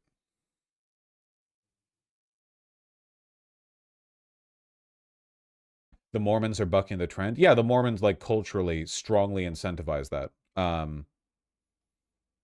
I think that social stigma is actually the like legitimizing mechanizing there, because Mormons are basically a cult. If you leave the cult, like they shun you from the community. Mormons are not like evangelicals, or sorry, like Protestants or Catholics. Like if you have a Catholic family and you're like, you're not like super Catholic or whatever, you can usually stay with your family. There are tons and tons and tons of like Mexican families where the grandparents and the parents are super Catholic and the kids are like, but whatever, they're all family. Whereas with Mormons, you're expected to hold a doctrine, and if you leave that doctrine, they're often shunned from their community. So there's a social framework there that's like keeping the birth rates up. It's really messed up. Yeah, it's pretty bad. I don't think we should do that to like solve the birth rate issue. You know why Israel has such weird birth rates for an industrial country? Because Israel's a settler colonial project. People go there and like they seize Palestinian property there as part of an active project to replace the demographics of the area that they're in. It's not really like a normal country. It doesn't operate by normal rules. You might as well be like analyzing a country in active wartime for 60 years. It doesn't follow the same like doctrine, you know.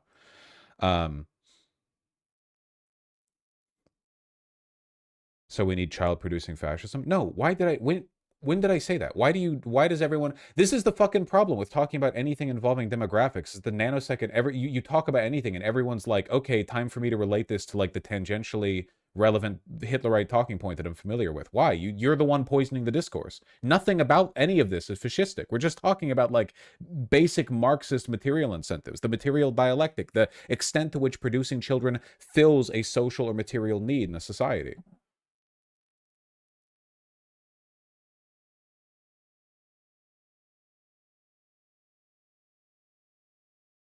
Basically, it's the cell phones. It's the dang cell phones. Everyone's too busy looking at memes.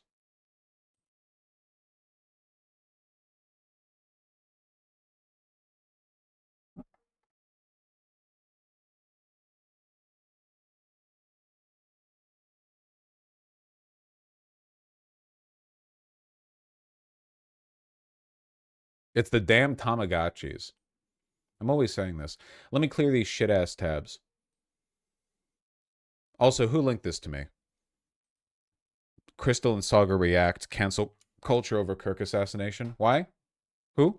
In the wake of the killing of Charlie Kirk, there have been recriminations coming from the right, finding anyone on social media who posted anything that they didn't like about Charlie Kirk or didn't express in their view the proper sentiments. Oh yeah, people are getting fired. Hundreds of people have gotten fired. Pete Hegseth has issued a decree across the entirety of the Department of Defense to like search for service members' posts to make sure all of them are respectfully bowing their head in prayer to Charlie Kirk's neck, just doing that of its own volition.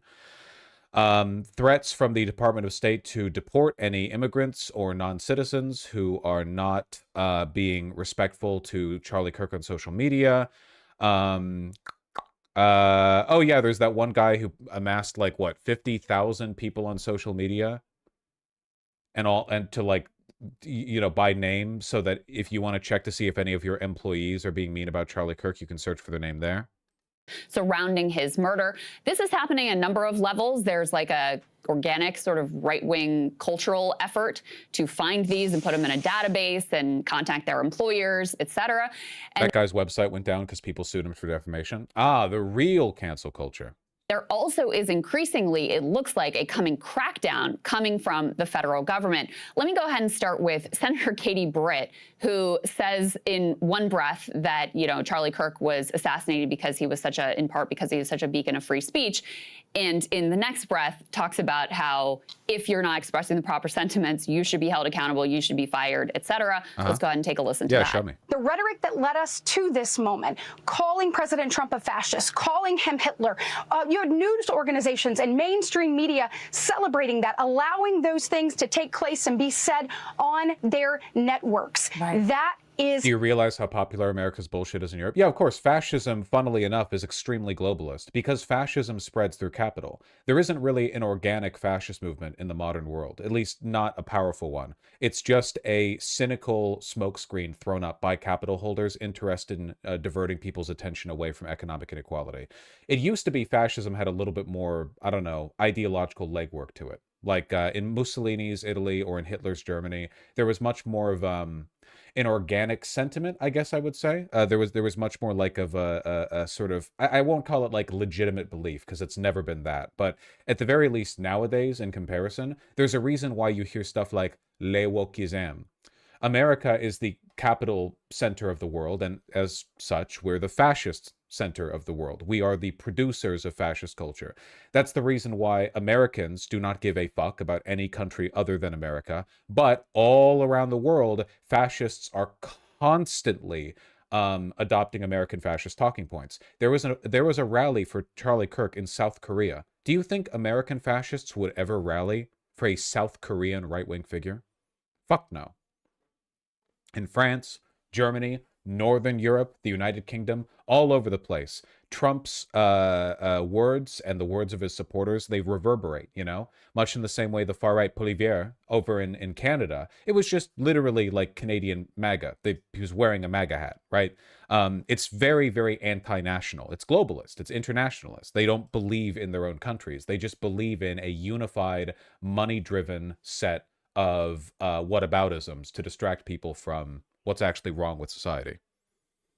Dangerous. When you look at that, when you look at where we are, when you look at how we got here, now people that are celebrating Charlie's murder, celebrating a political assassination, that should never happen in the United States of America. And Maria, we must do more. We must stand firm, and there must be consequences with regards to people spewing that type of hate and celebration in the face of this. And I believe that there will be, and I certainly plan to hold them accountable. So if you are out there and you are celebrating the political assassination of a man who was exercising his free speech, a very foundational element, a cornerstone of who we are as the United States of America, you should be held accountable. You should be fired. And that is the beginning and the end of it, full stop. And we're going to show you some of the specifics of the posts that they find objectionable. My anti-cancel culture, right? It's over. Obviously, it's over. I have been like more angry at the liberals than the fascists with this one, just because it's so infuriating to see the 5 billionth example of like, you know, is this you? You claim to care about cancel culture, yet now you're doing cancel culture. Yeah, they don't believe in anything, man. They've never believed in anything. None of them have any beliefs. They don't believe in things the way you and I do. They don't have that belief system. They've always been like this. You know, some of them, in my opinion, like I strongly disagree with. I obviously condemn political violence. We've been very clear about our position on that on this show. Some of them are actually literally just reposting some of Charlie's more inflammatory quotes. Some of them are saying it's wrong that he got shot, but I'm not going to mourn his death because he was a hateful person. I disagree with his political ideology. So those are the types of posts that they're coming after. And we're not talking about either from public figures. You know, every mainstream Democrat I know of has condemned the killing of Charlie Kirk. We're talking about random like teachers, professors, whoever out there in the world. They're going insane out there, man. A bunch of sports games were holding public in memoriams for Charlie Kirk. There were people on the right online saying that the sports teams that did not hold in memoriams were celebrating his death and that they should be canceled. I saw one guy saying it was disrespectful for a random like Chase Bank location to not hold their flag at half-mast. And Saagar, you know, I don't even think they really care that much about the hypocrisy burn that's like in evidence in that. No, they do not. You are completely correct. Like the hypocrisy thing just loses all of its bite the moment you realize that they're acting in bad faith, which should have been years and years ago. Can you imagine if there were like it's 1937 and a bunch of Nazis are like, the reason we don't like the Jews, the reasons we don't like the Jews is because they are violent. And then you point to a brown shirt rally where they lynch a Jewish guy and you're like, see, you're violent too. And the Nazis like, no, we're not. And then they do it again. And you're like, two examples, you're losing the argument. Nazis are also violent. See, you're violent too. Don't you see how wrong you are? And they're like, no, we're not. And they do it again. Like, who are we? What are we doing? What game are we playing here? Clip, because I think the sense is, and you can tell me if you know if I'm wrong off on this, the sense is like y'all did this to us and now we're just going to do it right back. That's part of it. That's certainly part of it. They always do that, by the way. That's always their excuse. Every single time. That's always their excuse, no matter what. It's always, always, always, well, it's okay for us to do this bad thing because you did it first. If we said this thing is bad, you did it first, therefore it's justified for us to do it. It's a complete waste of time. It's why I've always said arguing from hypocrisy is a sign of a low IQ. And I mean it. I mean it. You should be able to like challenge a person's points on their own merits. Trying to like fish for an argument from hypocrisy is genuinely like an opening concession. Which I think we could all sympathize with if you've been victim or something, been attacked by it. I think there's also, I want to say this as well. The overwhelming thing I have heard from a lot of my more right-wing friends is I feel like Charlie and I were not that far apart. You know, everyone is like, oh, I disagreed with him on this. Mm-hmm. So to watch people celebrate his death And let's be honest, there are extremely viral posts of people who are doing that. I ain't see nothing. It's a free country. You're allowed to. I want to be very, very clear. But to watch that at an organic societal level is deeply wounding at one, and also makes you personally afraid and potentially facing retribution. I think those are legitimate feelings. So first I want to like validate that. I think it's scary. I mean, you know, for me, Charlie and I, look, we disagreed certainly, probably the most on Israel, but like we weren't that far apart on a lot of stuff. And that's kind of what I was talking about earlier in our A block, where it's like, okay, we're just memes now, like humans are memes. Well, and apparently, you know, if somebody gunned me down in cold blood, somebody would probably find a video of me on BLM or trans and be like, fuck him. And that's, you know,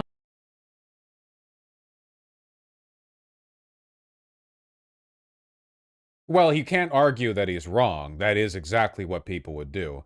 I mean, it's from Saagar's perspective, because Saagar lies as he breathes. From his perspective, it's mostly just about his right to grift for a paycheck, right? Like this is a podcaster's right thing, more so than anything else. Just like a general, well, the tension's been turned up. It feels more dangerous out here. You mean we can't, you know, be Goebbels without, you know, sort of inviting public scrutiny, that sort of thing. Oh, look, I gotta be honest, I had to sit with that for a while and just be like, wow, okay, that's a thing. Can I echo what you're saying there? Because you know, obviously Charlie and I were different on almost every issue, but yeah, you're like, there are also people out there who think I am like hateful and horrible and evil for a variety of reasons as well. And I get a lot of fucking death threats. To be clear, it's not like I'm totally divorced from this or anything like that. But like I've already denounced political violence as vigilantism. But we also have to acknowledge, like, again, being a public advocate for politics is not a fucking game. It's like a real thing that affects people's lives. The idea that like political violence begins and ends at vigilantism is insane and completely ahistorical. The policies you advocate for, the things that you believe in, all of them, like collectively, I mean, they represent like a doctrine that you represent as a public figure. And I think that it's reasonable for people to take that quite seriously. I don't think vigilantism solves anything. And I mean that. I think that it destabilizes everything. And that usually doesn't work out for the, like, even from a purely practical perspective, it doesn't work out from the left, you know. When society starts to denigrate, you know, and people are just taking shots off left and right. This is not usually like an arrangement that favors the left in the long run. But I'm just saying, like, we can't be like deliberately ignorant. We can't be ostriches shoving our heads into the sand to pretend that the advocacy for political violence is not itself a form of violence. It's just a matter of like which outcomes from that are the most sensible. What should we advocate for?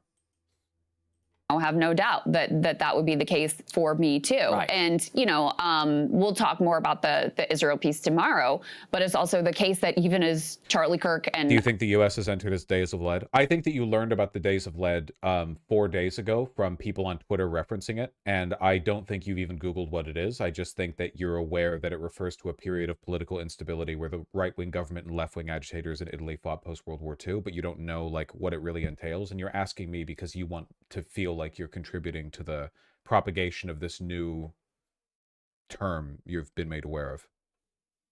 Are as different as we could possibly be politically, ideologically. It's also the case that there were some shared enemies. There were some shared. So I totally get why I find it I find it shocking and deeply unsettling and horrifying. And I think, which is why, you know, I think if you are on the political left and you think it's in any way good that he was murdered, like, I don't know what you're thinking. This is not any sort of benefit to your political project, if that's what you're measuring this on. And part of this block is we are going to see very swiftly, and Stephen Miller is already signaling it, Donald Trump is also signaling it, we are going to see this used as a justification for further crackdowns on left-wing organizations, left-wing speech. Certainly pro-Palestine sentiment has already been in the crosshairs. That's going to be amped up. This will be used. Well, I feel like to an extent, again, there's sort of like a maximal rhetorical satiation. We'll see how much they can ramp it up meaningfully. It is a little bit difficult to ramp it up and be like super duper militant about like taking advantage of the assassination from the perspective of the political right when Trump is at like a game 2 days after doing his little jerk off shake, and every time somebody asks him how he feels about Charlie, he talks about the ballroom he's building, you know? And his wife is like the most repellent, her fucking his wife taking a video of her stroking his dead hand and like, you'll see, we'll come back and we'll send twice as many fundraising emails. Like it is a little bit difficult for them to like really piggyback off of this, but we'll see. Use this justification for further crackdowns. Yeah, and but then let's get to the social question. And actually, this is it's funny. I think I came out of the woke era and said, I'm against cancel culture in all forms. But actually, more recently, we were all having a discussion. I remember, I think it was about the Jubilee fascist guy. Yeah. And you were like, yeah, he should be fired. And I was like, yeah, you know, maybe he should. And so then I'm like, okay, do we all believe in cancel culture? And then in a certain extent... Well, no, we do. Listen, it's really, really easy to square the circle if you have consistent political beliefs. It's good for there to be social consequences for you being a bad person, and it's bad for there to be social consequences for you being a good person. I don't think people should be fired for helping an old lady cross the street in their spare time. Like, if they help an old lady cross the street, I don't think someone should report that to their boss, and the boss should be like, what? And fire them, you know? But if they're like going online and they have like a bunch of social media burner accounts where they threaten to rape people, and then that gets tracked to their main, and it's like, oh, this guy's been spending like 2 years threatening to rape women for like no fucking reason. I think that might be like a good thing to get fired for, because that's a bad thing. People really struggle with this, by the way. Like my radical philosophy of good things are good, bad things are bad. People really struggle with this. But it's inconsistent. So the moral value of what you do should determine people's responses. I'm not kidding. That is how people will respond when you bring this up. People will actually say that. Isn't that inconsistent? Isn't that hypocritical? You think that like people should respond well to the things that are good, but not to the things that are bad?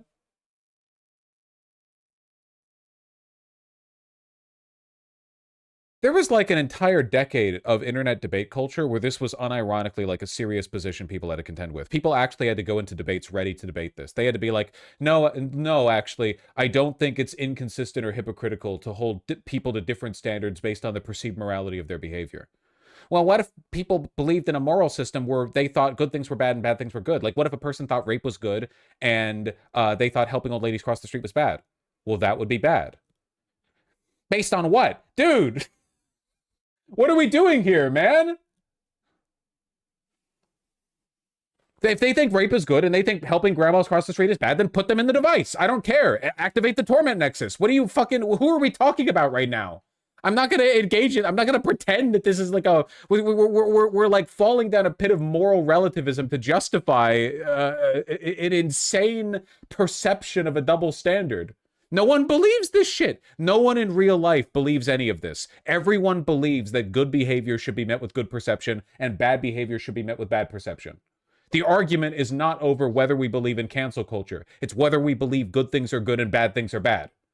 Unironically, that's the left. It's not about cancel culture. No one doesn't or does believe in cancel culture. Everybody believes there should be consequences for being bad. The question is about whether things are bad or not. Yes, and if I think about the movements that I have been the most critical of, BLM and Me Too. Well, nobody who's critical of Me Too says Harvey. Okay, well maybe some people says Harvey Weinstein.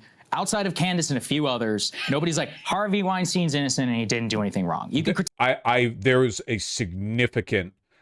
For one, there is a significant number of conservatives who are denigrating the people accusing Harvey Weinstein. And for two, the only reason why there weren't more is because Harvey Weinstein is considered like a Hollywood power broker type. Like, if Harvey Weinstein was just a regular celebrity, like, I don't know, Mel Gibson or whatever. No, this is factually incorrect, 100%. There are tons and tons of people who are both anti-Me Too movement and will reflexively defend any and everyone from rape accusations, including the president of the United States. Seek a legal case, but at the very least at a social, moral level, we're like, yeah, Harvey Weinstein, fuck him. All right. Matt Lauer, fuck him. Who else is in the OG Me Too? I'm trying to think of a few other names, like those people. But then curious, when people are associated with the left, or when they're like minorities or Jewish or whatever, and they get accused of being rapists, then they're damned by everyone. But because the right is totally inconsistent and doesn't think rape is bad at all, actually, if it's a right-wing figure being accused of sexual assault, like, I don't know, Russell Brand or Donald Trump or whatever the fuck, then all of a sudden no one on the right cares. Nobody on the right cares about the rape accusations against either of these people. No one cares that Steven Crowder is a wife abuser or whatever. No one fucking cares about what's his name? The guy who looks like Beavis and Butthead. The guy who fucked a kid for money. Come on. Matt Gaetz, yeah. Nobody cares about any of this shit, you know? Like, the right does not care about rape at all. It's just whether they like or dislike the person being accused. You know, Me Too, the criticism, which I think is fair, is it quickly descended from Harvey Weinstein to Aziz Ansari. And that's crazy. And so to the extent that we're pushing back, it's about Aziz. Same with BLM. Anybody who was like George Floyd. I hate when I have no choice but to detract an entire anti-rape movement because one person who got caught up in it ended up being vindicated later. Deserve to get murdered? Yeah, I think we would all justly say, why is that person in polite society? Now anybody who says, I don't think there should be violent rioting and looting and defunding the police is stupid, if that person loses their job, I think we should say that's bad. So that's where I am here with this Charlie. Yeah, because believing that defunding the police is good. That's not a bad thing to believe. But this is incoherent. Why am I watching this? Totally incoherent. I don't know why I'm watching this. This is a 46-minute long video. Again, like, the morality of the position is what matters. It is fine to think that in our society, where police are given infinite money, that police should be given less money. That's totally fine. It's fine. Police are given insane amounts of money in like every city across the United States. They get insane amounts of money, and we are not seeing the returns on those investments. We know for a fact that that money could be better directed towards social welfare programs or public investment programs or towards education or whatever else, and that we would actually see crime go down in the long run because of it. We know that for a fact. We have studies. We have data to this point. We have good arguments for it. Yeah.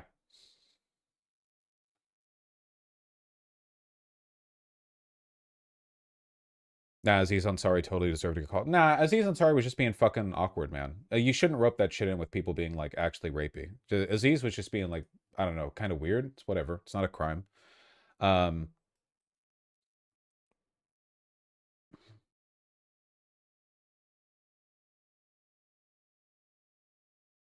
got to rope it all in. Excuse me.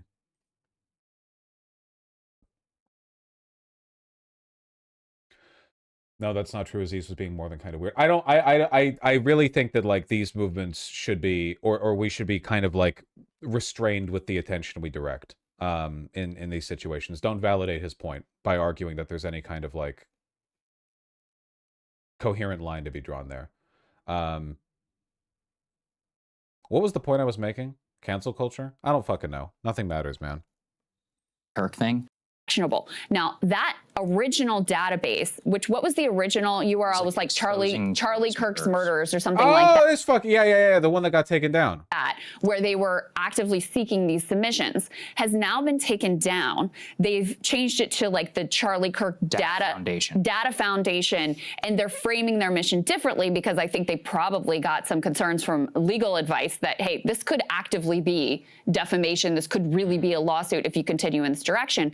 But that's the effort we're talking about. Let's go ahead and put up some of the examples of the types of posts that are being flagged and people having, like, they're, being put on blast, and I don't know if it's appropriate to call it doxing necessarily, but put on blast. It's not doxing if you put your name to it. You're right. Put on blast and having their employers called in this, like, mass organic effort. So here's some of them.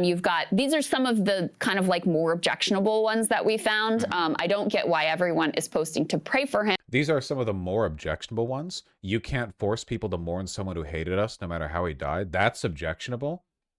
Damn, it's like actually it's fucking state mandated mourning. You have to. It's like North Korea or something. This was worth it for people to have guns. He said it himself. Pray for his kids, not for him. Actually, how about people pray for all the innocent children whose lives were unfortunately worth it when they died in school shootings, so people can have their guns instead of these kids having their lives. I'm not happy he died, just pointing out karma.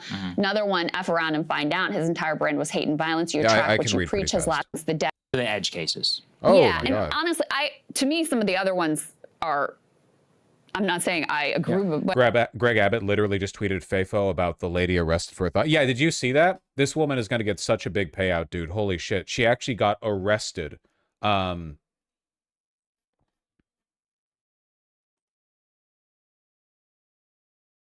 Greg Abbott posted the picture. This is what happened to the person who was mocking Charlie Kirk's assassination at Texas Tech, FAFO. We do not have a First Amendment. Arrested for what? For her First Amendment rights. She is going to get such a payout. There's no way. She's going to be getting like pro bono legal assistance from every goddamn civil rights lawyer in the country. Get that bag. $100 million.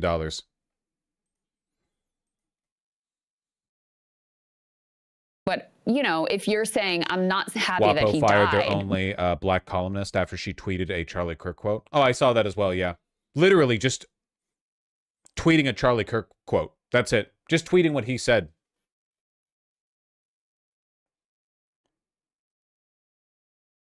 The post accused my Measured Blue Sky post of being unacceptable gross misconduct and of endangering the physical safety of colleagues. Charges without evidence, which I reject completely as false. But fired.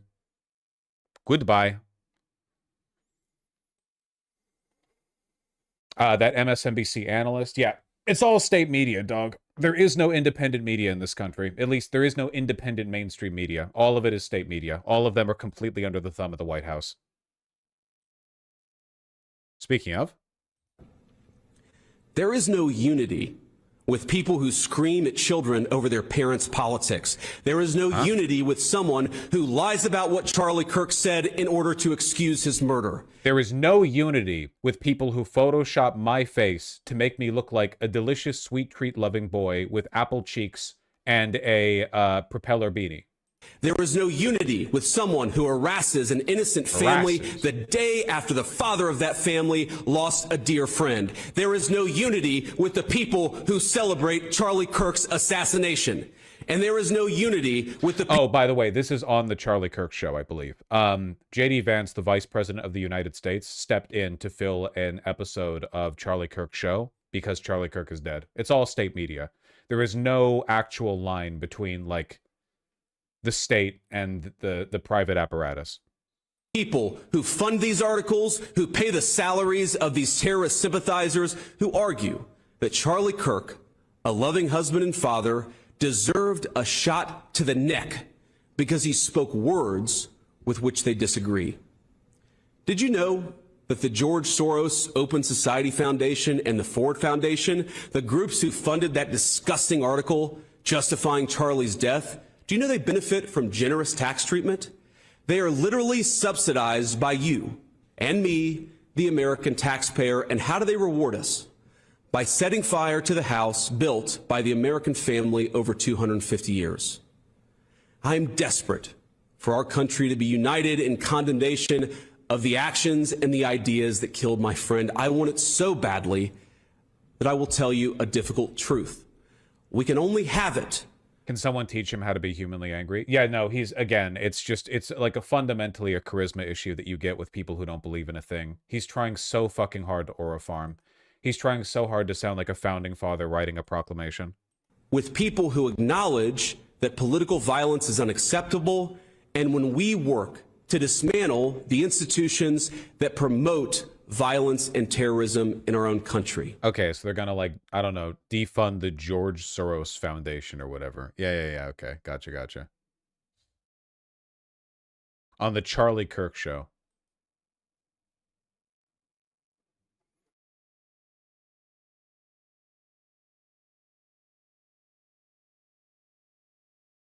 Meanwhile on Fox, I hate YouTube Billions shorts. Oh, that's a different thing.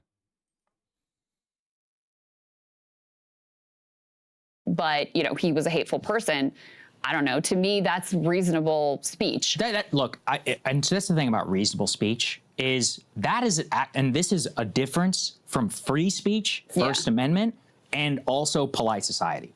I think the clearest example we had there was I'm cheering for assassins. Yeah, right. And that to me is like, okay, I can see why if you're an employer, you know, well, that you would look at that and be like, I'm not going to say their name. It was a nurse, right? Right. As a nurse, especially, let's say this is a nurse in a hospital, and presumably, let's say you work in the ER or something like that. I mean, you know, to be honest, What are we getting on the particulars of every one of these posts? Wait, is that actually the video? Are we like litigating all of the acceptability of these posts? Yet most of you haven't said a thing about that or any of the other 45 school shootings this year, someone who didn't believe in. Probably just factors into it more than anything is the level of emotion and the general feeling for people who are involved who are like, hey, a lot of these people would cheer my own death. I mean, to be honest, at the end of the day, like the bitter pill you have to swallow is that directly or indirectly, willingly or not, knowingly or not, everyone is callous about some death at some points. The right is incredibly callous about the deaths of people in Gaza. Even if they're not, they're incredibly callous about, you can take hate crimes, you can take school shootings, you can take, okay, what about the millions of people who are going to die and have already died because of US aid being cut? We paid a very small amount of money to facilitate growth, development, and life in foreign countries, and as a consequence of that tiny, tiny, tiny, insignificant withdrawal of money, millions of people are going to die. Have you shown a proportional amount of care for that, Sagar? No, to you, it's probably a good thing. It's not a matter of whether or not a person is being callous about life or death, because I think that everyone is to some extent. We all understand that when it comes to politics, we're making decisions that invariably favor some lives, some policies over others. COVID deaths, great example. COVID deaths. Lots of people died from COVID. A lot of conservatives very callous about that. The question isn't whether you're callous about people's death, it's how you do it and what you believe in. And overwhelmingly, the people who are anti-Charlie Kirk are anti-Charlie Kirk because they like good things. Charlie Kirk loved bad things. He was an active champion for bad things. He dedicated his life to making the world worse. And if you hate Charlie Kirk because you like good things, being callous about his death is, if nothing else, a moral signifier. It's an indication that you reject the bad things that he stood for and do in fact prefer good things. Certainly preferable to being callous about the deaths of people who have done good things, or as is the case with so many people who died of COVID or of a lack of US aid, nothing at all. Just not much else to it. It's not about cancel culture. The right is and always has been okay with removing people from their positions at work. The problem is that the right wants to remove people for being good and for doing good. The right likes to punish people for virtue. And overwhelmingly, the left likes to punish people for vice. I'm speaking generally, of course. There are plenty of people who call themselves on the left who like bad things. You know, it's obviously more complicated than that. But with Charlie Kirk, it really wasn't complicated, right? This was a very morally uncomplicated life.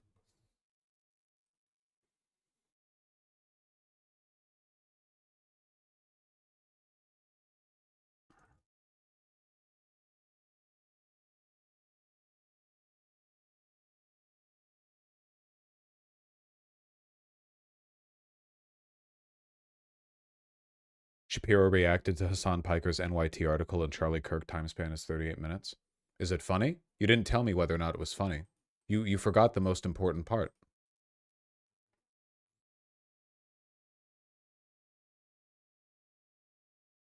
Oh, more important than that. Kirk shooter had trans boyfriend. Have you guys seen the like insane hysteria over trying to pin this on trans people? It's gotten to the point where it's like actual comedy. At first it was the shooter is trans, and then it was the bullet had pro-trans messaging on it, but that wasn't real. And then it was the shooter has a potentially trans partner, but now it's that the shooter had a trans roommate. And now I'm seeing people say that the shooter's Spotify playlist had a genderqueer singer on it or something to that effect. Am I getting that correct? Something in that ballpark? It just keeps changing. It's very, very funny. Tyler Robinson's Spotify account includes a playlist of his favorite tracks from gender-bending artist Chani Jash, whose songs explore cross-dressing and transgenderism. Where it's the moment it became clear that the shooter was like a regular like white guy, the narrative shifted from he's trans and evil to how could transgenderism have corrupted him into doing this, you know?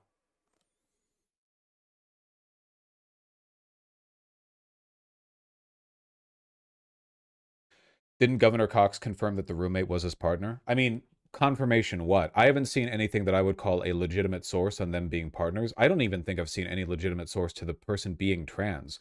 Maybe trans? I don't know. Maybe just a gamer. All I know is that the roommate / partner parentheses of Robinson has been extremely cooperative with the police. Even Cox has been saying that. Even the governor has been like, and this person's been very good. You know, there's like nothing to go off of here. Also, what are you gonna every single like college age shooter is trans affiliated? Like fucking everyone in college is trans, man. I'm sure you go to any university now, every goddamn dorm room. They're trying to do anything with this.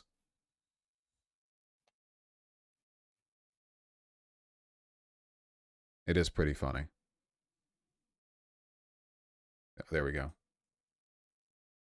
Governor, you say that the boyfriend, the roommate, is cooperating with investigators. What specifically have you learned from this individual, and is the suspect cooperating?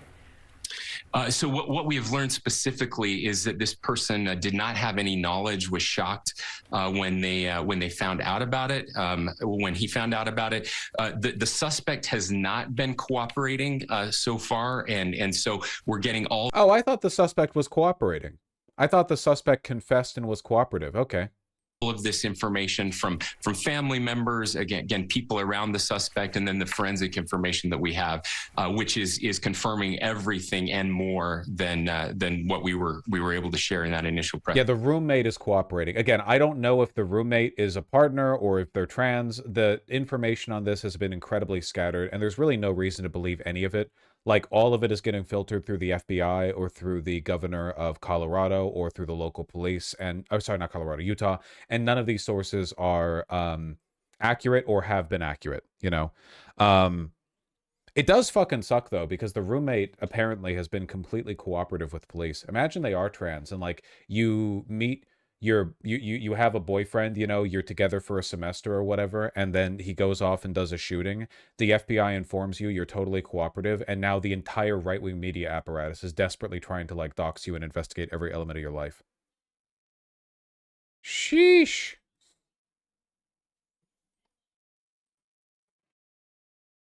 That sucks.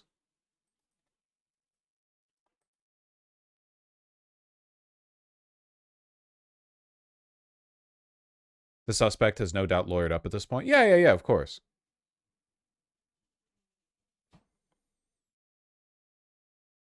They were doxing a lot of trans people before the shooter was even known. Yeah, they always roll the dice. I saw the development of Benny Johnson's thumbnails, which are always a delight to look at. We had one departure from the traditional format here.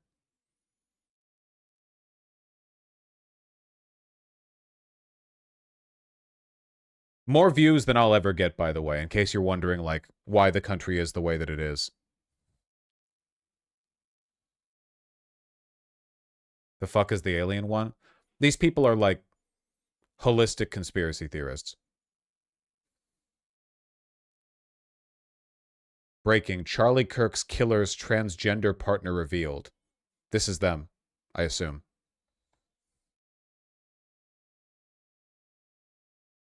This one just has the same goddamn name. Charlie Kirk's transgender partner revealed. FBI announces left-wing something something. FBI targets left-wing Antifa, LGBT groups connected to Kirk assassin. Evidence of plot in leftist groups to kill Charlie Kirk, etc., etc. You get it.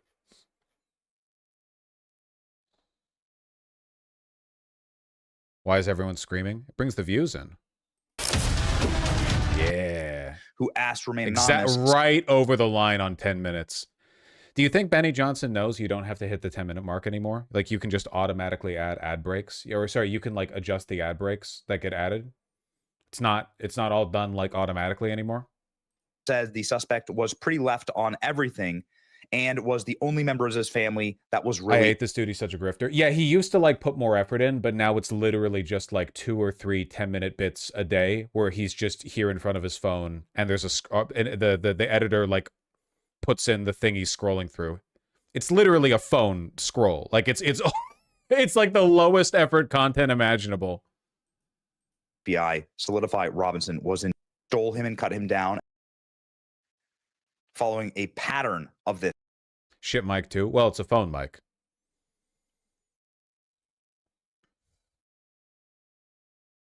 Insane how leftists are still trying to gaslight us saying he was a Republican. That's probably true. Get Soros and his billions out of America now.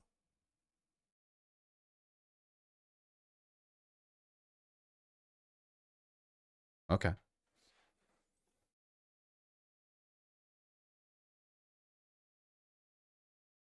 I don't know. I mean, doesn't him anyway transpart mean it more? It's more likely he's right wing. Yeah, they could have been like the femboy Strasserist types. No, really, it doesn't matter. Like the right is in their own reality with this one. Again, very much like the Nazis that they are. The moment that the shooter was not a Jew, he became Jew affiliated. Like it didn't matter. It doesn't matter how many hoops they have to jump through. Like if it turns out the shooter has a trans partner, doesn't matter. They already thought the shooter was trans. And also, even for the ones that didn't think that or don't think that, they would just say the partner was trans anyway. And even if they didn't say the partner was trans anyway, they would then just say, okay, well, let's see if he had any friends who were trans. Are the bullets trans? Is the Spotify playlist trans? It does not matter. It does not matter. I promise you it doesn't matter.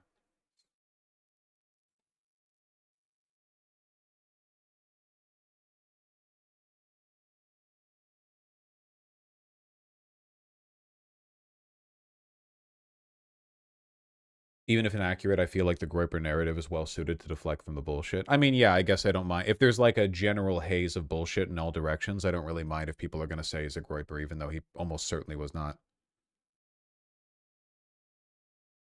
Damn, good view counts for a Ben Shapiro video, huh? Kirk Shooter had trans boyfriend.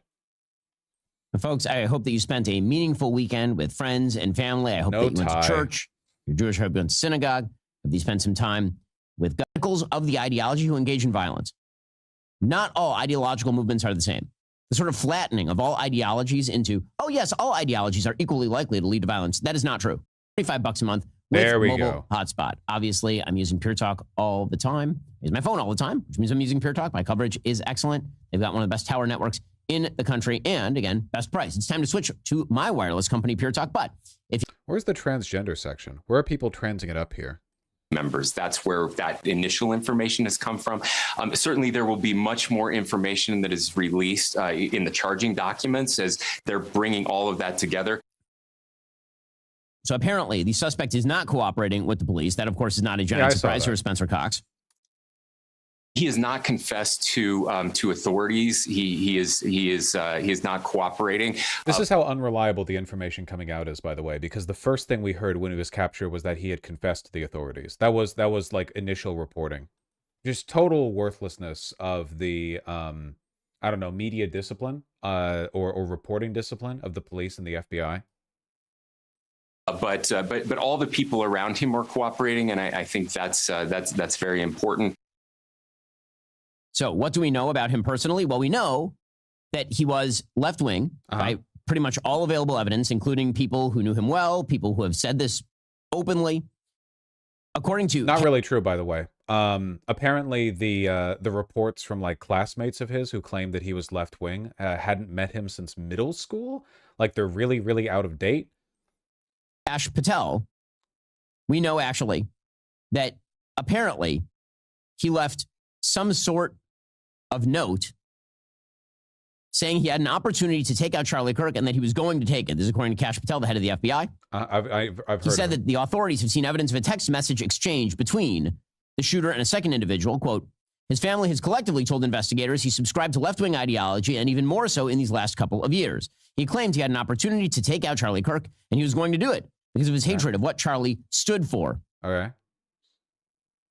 Okay, meanwhile, Spencer Cox says that we know that the suspect in this case had a furry fixation, meaning that he was fixated on this very online, very weird subculture of the internet in which people sexualize animals, fetishize people dressed as animals. Oh, he's gonna lose a big chunk of his fan base here.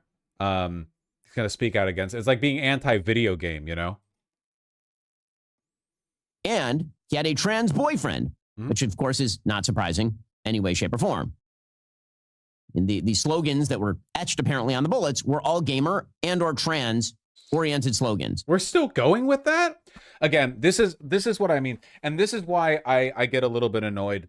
I saw some drama about this on Twitter recently from fucking like a Finster caption or something as well. Like, people have to realize we are so far past the point of like good faith engagement. There are no conservatives running around out here being like, I'm going to critically investigate independently the influence that fucking feminizing hormones have on the well-being of people. It's all like insane Holocaust posting shit now, okay? The nanosecond that bullet went through Charlie Kirk's neck, every right-wing figure was like, we need to make this about the Jews. Oh, sorry, about trans people. That's it. There's no, you cannot engage with this as though anyone here believes in anything or is trying to like make a legitimate argument. So to that point, you can't get like, don't get too defeatist or doomer if some of their like insane theory posting ends up being somewhat accurate.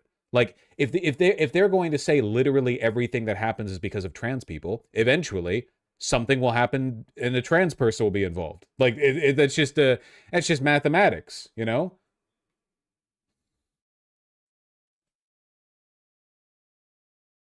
Notices bulge, OWO, for example. According to the New York Post, alleged Charlie Kirk assassin Tyler Robinson appeared to have a fixation on furries, while his live-in transgender boyfriend espoused support for President Joe Biden and joked about being mentally ill, according to social media posts linked to the pair. Lance Twiggs, 22, an aspiring pro-gamer, and Robinson's roommate, appeared to have made a comment in a 2022 Reddit post stating, "We are riding with Biden on this glorious subreddit." This is what they have. 2022, we are riding with Biden on a Reddit post. This is what they have. There have been days for them to scour the internet presence of these very online people, and this is what they're grasping onto. This is what they're working with. Okay? We're not operating in reality. It doesn't fucking matter, okay? You will, and it's from, yeah, r/love for landlords. Yeah. I saw the shitpost subreddit, okay? You will never respectability post your way out of this, okay? I promise you. You do not need to worry about respectability. Like, if you're trans and you ever post online like, "Ooh, feeling down today," like, and you ever get roped up in any of this shit, okay, they're gonna say that post was evidence of like murderous suicidality on your part. They're gonna say like, you were sad that day. Clearly, this refers to a degree of mental instability substantial enough that it could justify taking a life and others. You know, you cannot. Yeah, their moral system is just, it's bad to be trans. You're not making your way out of that. Twiggs is transitioning from male to female and was in a relationship with the 22-year-old Robinson. This is according to Governor Spencer Cox. By the way, Spencer Cox is no rabid right-winger on this issue. He's been criticized, I think. It is true that Spencer Cox is not rabidly transphobic. That is true. That is not his line. Correctly by many on the right for being too soft on things like the transing of the children. Here's Spencer Cox. There were reports yesterday that we can confirm that his roommate was indeed a boyfriend who is transitioning from male to female. That's information that the FBI had mentioned yesterday. We can confirm that as well.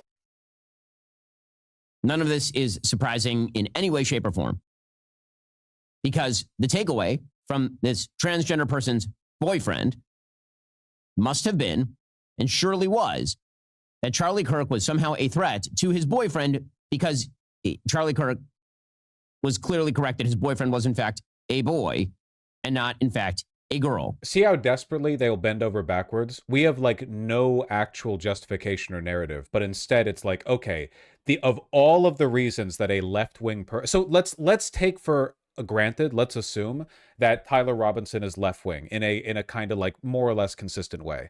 The only justification they are interested in pursuing, it's not about race, it's not about DEI, it's not about the economy, right? The one justification they're keen on pursuing is that it must have been the corrupting influence of the transgender in his life. They're not talking about communism.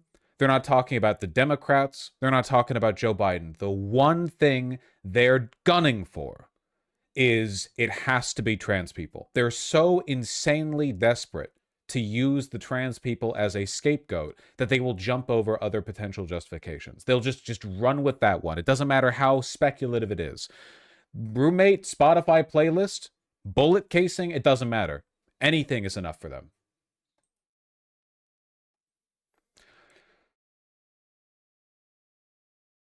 According to Axios, authorities are investigating whether Tyler Robinson believed Kirk's view on gender identity were hateful to people like Robinson's transgender roommate. And they keep calling it transgender roommate.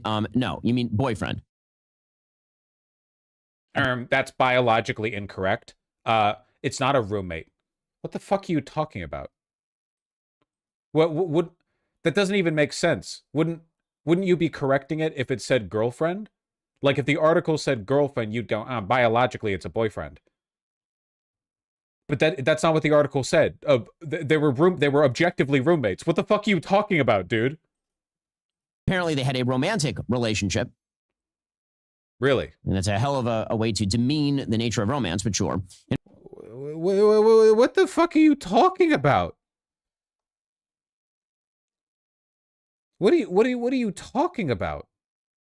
It's incoherent. Investigators believe Robinson's anger at Kirk's views could be a key to establishing a motive for the slaying of Charlie Kirk.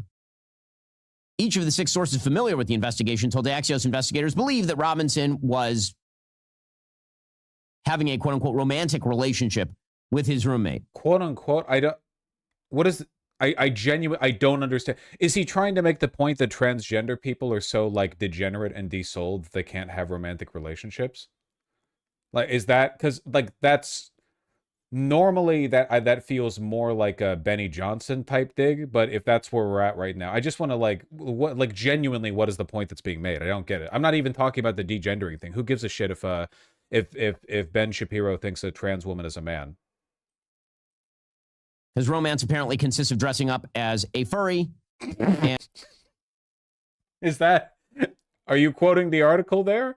Or are you speculating? And then shooting people to death. Oh, you're not reading the article. You're speculating. Okay, gotcha. Well, I don't know. Live fast, die young. See, it seems about right. Sure.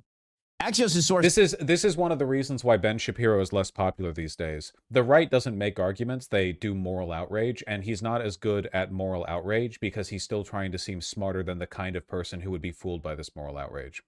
It's really difficult to be a hate preacher without sounding as stupid as the people listening to you. It's the same issue that Nick Fuentes keeps having. He keeps complaining about this lately, man. Like, yeah, if your political doctrine is retarded and meant to appeal to, like, sexually insecure, hateful losers, you will be surrounded by them and you will sound like them. That's just... you can't distance yourself from it that much. Ben doesn't do as well these days because he sounds like he's trying to sound smarter than the thing he wants to say. Like, the talking point he wants to say here, like, he wants to talk about this quote-unquote romantic relationship the same way that a clanner would talk about, like, an interracial relationship, right? Like, he wants to scream and salivate and hurl slurs and, you know, scratch his ass and act like a freak. But he's trying to sound like a Harvard graduate as well. So it's difficult to really it's difficult to degrade yourself by working up a sufficient degree of performative moral outrage. Said investigators initially wanted... Yeah, imagine him talking about an interracial relationship in the 1950s like this, where he'd be like, okay, this quote-unquote relationship. So, Washington Jones and, I don't know, random white girl were roommates. All right, that's incorrect. They were actually... sodomites. I don't know what the fuck you would like. You get what the point I'm trying to make. Like, you can't muster up the, like, random ass white girl name. Is it bad that I thought Washington Jones and then I couldn't think of a white girl's name? Because my first thought was, like, couldn't that also be a black girl's name? But I can't think of a white guy named Washington Jones. That would be racist if a white guy was called Washington Jones. That'd be stolen valor. The information about the roommate's gender identity kept quiet because that person is being extremely cooperative with authorities. Well, I mean, again, I'm not saying that it's the roommate's fault. It is the shooter. You kind of are saying it's the roommate's fault. But this is the ideological soil from which the shooter was springing, clearly. Oh. It's not her fault. I'm not saying it's her fault, just that she was the mastermind behind the whole thing. You know, we have to make this about trans people. I've gotten the memo from the back end. We have to make this all about trans people.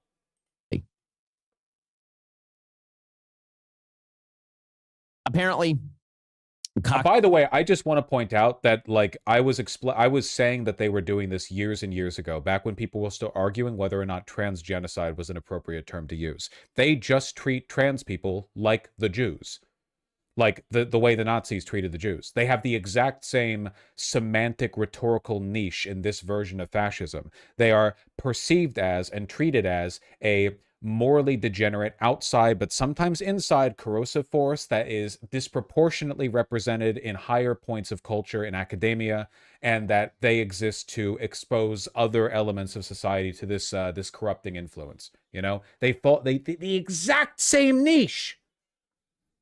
Said on Meet the Press on NBC, while Robinson comes from a conservative family, his ideology was very different than his family. He said clearly there was a lot of gaming going on. Friends have confirmed there was that kind of deep, dark internet, the Reddit culture, and these other deep, dark internet, the fucking darkest internet, parentheses, Reddit.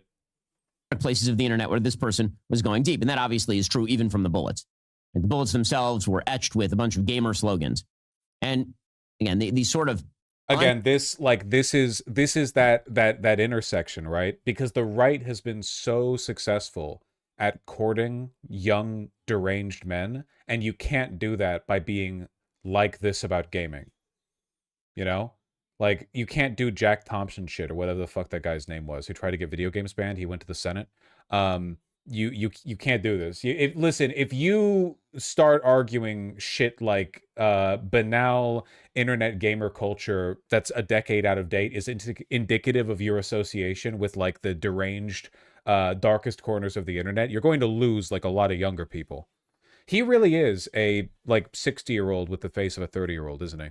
Wellness that is associated with people who sit in their room all day playing video games.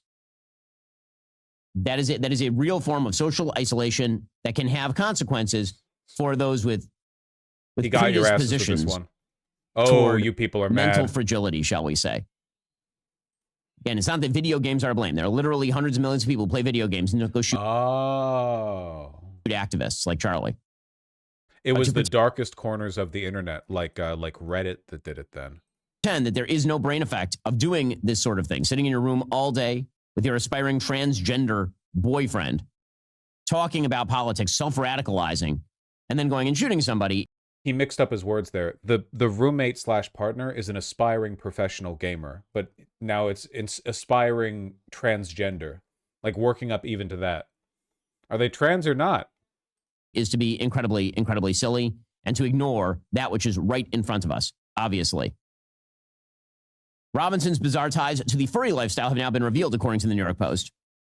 An account on the website furaffinity.net, which features sexualized images of cartoon animal characters.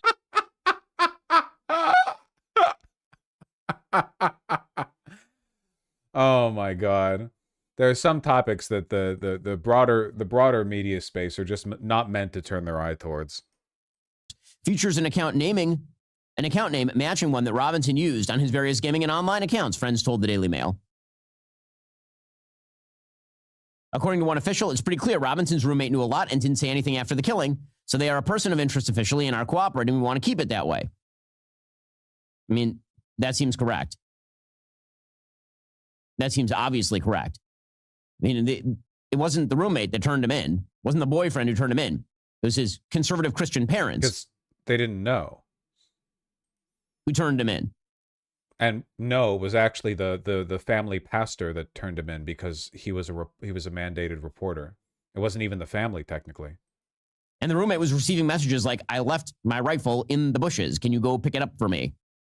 It was only when he was confronted by the police as, oh no, really? I think this is completely incorrect. I think this is a straight up lie. My understanding is that this person had no... Wait, so well, hold on. The roommate had no knowledge of the shooting. This much has been confirmed. Either the governor of Utah has said, like, this person's fully cooperative. This person was totally unaware. So this person who was completely unaware of the shooting was just randomly told, hey, the rifle's in the bushes. Follow up. Isn't the technical college that Tyler Robinson goes to and is therefore roommates with his girlfriend at a while away?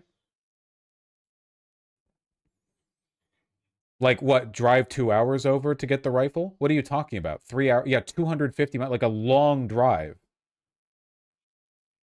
So yeah, just drive over through. I know you're not aware of anything going on, but quickly, can you drive over here, 4 hours over here and pick up the rifle? So many basic facts being lied about just in an effort to make this about trans people. Interesting. Fascinating. According to the New York Post, Robinson's online presence points to a hodgepodge of liberal ideology, gamer-style humor, and post-ironic memes. Apparently, he was joking around with his pals on Discord, which is another one of these open thread websites. I like genuinely, it's so fucking, I cannot believe this guy marketed himself for a decade as like the youth wing. It was him and Charlie Kirk, man, the like youth wing, of the conservative movement. Like, oh no, we're young, we're with it, we're in it for like the intellectual side, the debate culture. He's just reading an article. Yeah, I mean, hate the player, not the game. He was joking with his friends that his doppelganger was the one who shot Charlie Kirk after the feds released his photos while he was on the run. According to the New York Post, the 22-year-old accused assassin's chats with his pals lit up on the social media messaging platform Thursday afternoon.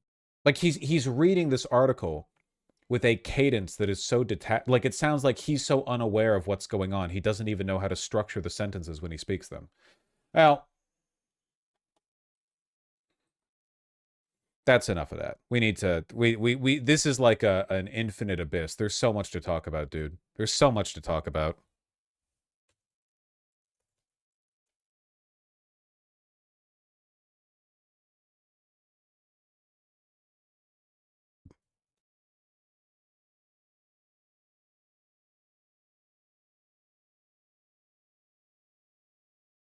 Just not Ben Shapiro. That's true. That's pretty true.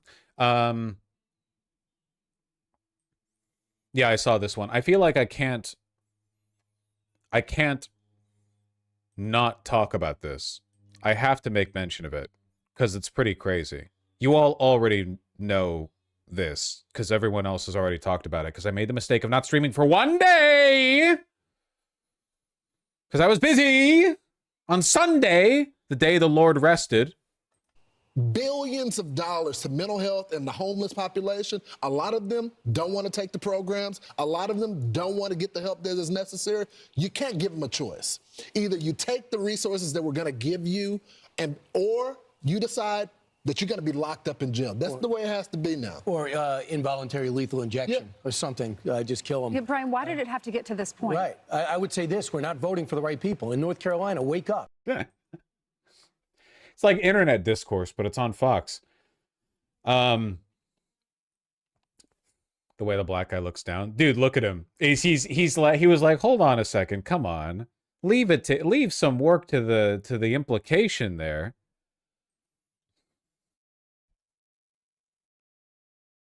You can't say that shit out loud.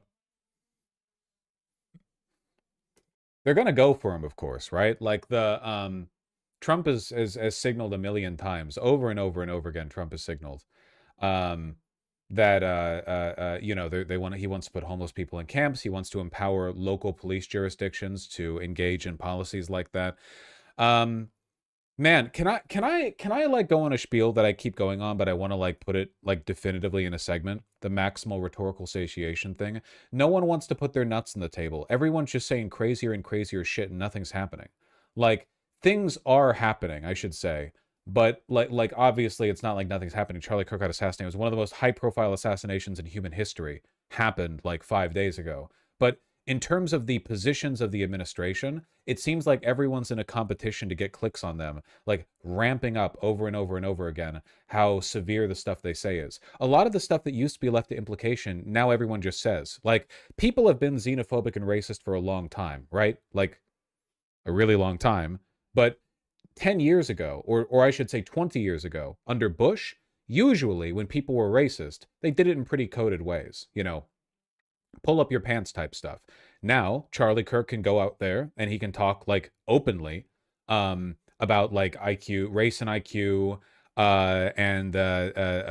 you know, like rap music being degenerate. That's a word that's like come back in. Yeah, he can't say it anymore, but you understand. Yeah, people aren't welfare queen posting anymore, I guess is what I'm saying. It's not as coded by euphemism. But the thing is, and forgive me for maybe being like, I don't know, a little bit like speaking maybe a little bit generally here, but in the past 20 years, mainstream conservative behavior has shifted with regards to white people talking about black people, right? Like 20 years ago, I think the mainstream conservative message on black people is we're all Americans together. We all have problems to deal with together. You know, there are cultural differences that may cause different problems in different communities, but altogether, like, we're rising up. And a lot of the racism directed against black people was in the implicit, and it was in the coding, and it was in the deferred consequences of meritocracy. Like, oh, maybe if you did X, your communities wouldn't be so poor. Now, to be clear, that doesn't mean people back then weren't super fucking racist, but that was how they did it. And nowadays, I feel like half of the current presidential administration would, if prompted, post a Wojak of George Floyd stepping on his own neck with a boot made of fentanyl. Or they would like Gak post with him. You know what I mean? Like they would happily, they wouldn't even think about it. They would just like, oh yeah, that's funny. Instantly. Yeah, they would Mike Lee post over it. Now, genuine question. Over the past 20 years, the rhetoric has gotten more racist. How much more racist has the country gotten materially? In terms of actual policies and outcomes for black people, I'm going to be real with you guys. Whatever changes there have been, I don't think they've been proportional to the rhetorical shift. Like, I'm not saying nothing has happened. Things have happened. I'm saying that I feel like the rhetoric has gotten a billion times more explicit, and the country has not gotten a billion times worse to live in if you're black. It just hasn't, you know? In fact, if anything, we're in this weird like limbo period where black Republicans will talk about how Charlie Kirk wasn't racist, and white Republicans will alternate between calling those black Republicans the good ones, but then Nazi posting in their free time. It's like, again, it's that liberal fascism bit, right? The racism is meant to be like a rhetorical kick, but it's not like, it's kind of like, it's the end in itself. It's not building towards something, right? What we imagine in a traditional political system is that rhetoric is these are the building blocks that you use to build up support for legitimate political policies, right? So rhetorical racism is used to build and to justify structural racism. You know, you want to encode it. That is how the Nazis worked. The Nazis built and extended rhetorical anti-Semitism, rhetorical racism, rhetorical xenophobia. They amplified the rhetoric, and then they oh my god, I don't have the sound off my phone. I had it on the other day because I was doing chores and I wanted to hear if somebody texted me. I can't believe it. I muted it. I fixed it. The interruption is over. So anyway, the Nazis used that rhetoric and built upon it and then enacted it through policy. All of the semantic and rhetorical bigotry the Nazis believed in and expressed, they backed up with policy. Didn't they? Homosexuals, homeless, Jews, foreigners, Slavs, everyone, every group they ran against, oh, they followed through, didn't they? Yes, they did. But now, I'm not getting that feeling. I think this guy just wanted to ramp up how edgy he was being about homeless people. I don't think this guy's internal doctrine is any more anti-homeless than this guy. I just think this guy is less stupid than this guy. They're both playing a game where you try to like, you get the most clicks, the most engagement for the edgiest statement, but there is a point you can't cross over, not because it expresses too much hatred. That's not the problem. The problem here isn't that was too anti-homeless. The problem is that it was so maximally anti-homeless that it's something you have to follow up on. The game they're playing is not how hateful can we be without being too hateful. The game is how hateful can we be without being so explicit that it starts to make us look weak, that we're not doing anything. And I think that's the problem the right is having right now. Because nowadays, like, there isn't much due diligence being paid when it comes to not crossing that line. RFK Jr. talked about putting autistic people in camps. Are we any closer to that? Has any work been done to advance this agenda? 99% of the shit that Trump has done has just been in executive order. The most materially influential things that he's done so far as president in his second term have been the tariffs with the economic fuckery and the cutting of U.S. aid.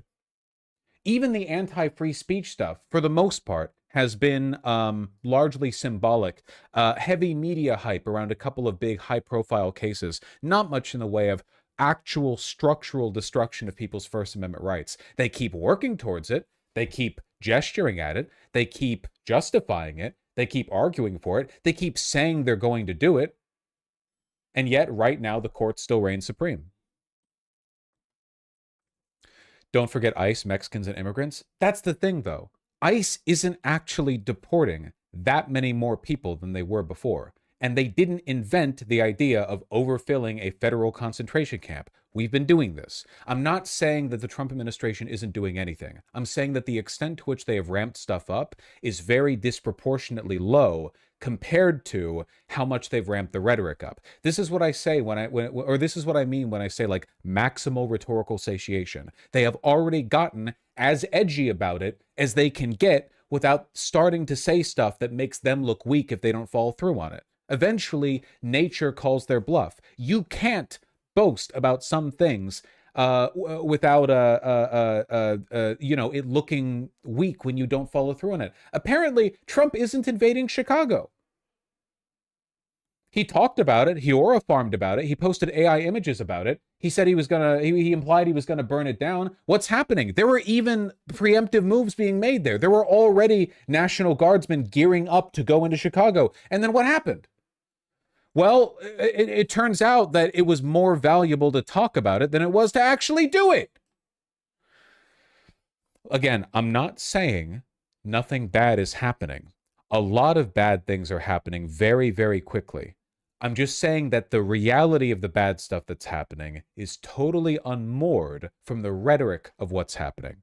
Again, the worst thing that has happened in this administration is the millions who have been killed by the cutting of U.S. aid. Millions. That's the worst thing that's happened. In terms of raw human death, it exceeds even Gaza, but nobody talks about it. Why? Because it's indirect and there aren't many cameras there. It's just people dying. Malaria, starvation, untreated water. It's abstracted, it's wide, it's broad. It's not as direct as a war, like, or an extermination, like what's happening with Gaza. It's not as direct as this guy calling for homeless to just be euthanized. You all understand what I'm getting at here, right? I know I'm rambling a little bit. It's just, this is what I mean. This is the hurdle that these guys are going to need to get over. And I don't know if I've ever seen an administration, not just American, but ever, like in any country, run into this problem. The Trump administration has the power to end democracy. The Trump administration has the power to do whatever they want, but it would require putting their balls on the table. There is no way to do that without risking themselves. They could risk legitimate political action. They could risk legitimate military pushback. They could risk an end to their comfy lifestyles. That, I think, ultimately is what it is. All these people, these pundits, these reporters, these politicians, people in the cabinet, people in Congress, all of them at the end of the day want to aura farm in front of a camera and then go back home and just chill out. None of their hearts are into it. None of them really care. It's a job to them. They're not ideologically committed. 90% of these people were faking being neocons a decade ago. All of them were never Trumpers. And then, well, it turns out it's more politically expedient to be Trumpers. Okay, we'll be that now. But they didn't care about the neoconservatism either. They don't care about anything. Our system specifically selects for and rewards these types of people on both sides, Democrats and Republicans. People who are shifty. They don't care about anything. They're just there to fill a slot, you know? Now, would that kind of person want to risk everything to become a dictator or to be part of a dictatorial party? That's so much effort. That's so much work. Why, if you don't believe in anything anyway? Why sink all of that just at the chance of a life that's more stressful than the one you had before? Miller would? Miller would. You're right. Stephen Miller, if he alone had the keys to power, would. I think he truly believes in this. And I think to an extent J.D. Vance does as well. There are a few other people who I think if they had the power would risk their futures and their lives to destroy this country. I do mean that, yeah. But I think overwhelmingly, this administration is made up of people who would not go down that road, including basically all of Congress, and that is a problem for them because you know, it's difficult to run a country on your own. You guys understand what I mean, right? Like, again, I'm not saying nothing ever happens. I'm saying that past a point, you just have to put your balls on the table, and that is really difficult to do. That's really, really, really difficult to do. I've been reading and I've been listening, documentaries, videos, whatever, more about Hitler's early life because I'm interested, Mussolini's as well, because I'm interested, or Pol Pot as well. What makes people like that? And by like that, I don't mean evil, because I know what makes people like that. It's YouTube algorithm. What makes a person evil, comma, and willing to throw everything away for a bit of power? And it turns out you have to be like really willing to throw your life away. Hitler was willing to go to jail for years after the beer hall putsch, you know? Mussolini legitimately did some pretty risky plays. There were multiple points in Mussolini's early political career where the then political system could have just like fucking offed him. Like at any point, there was a solid like 5 to 6 year window in Mussolini's life where he was aware of the fact that and the only reason they didn't was because they were weak. They should have.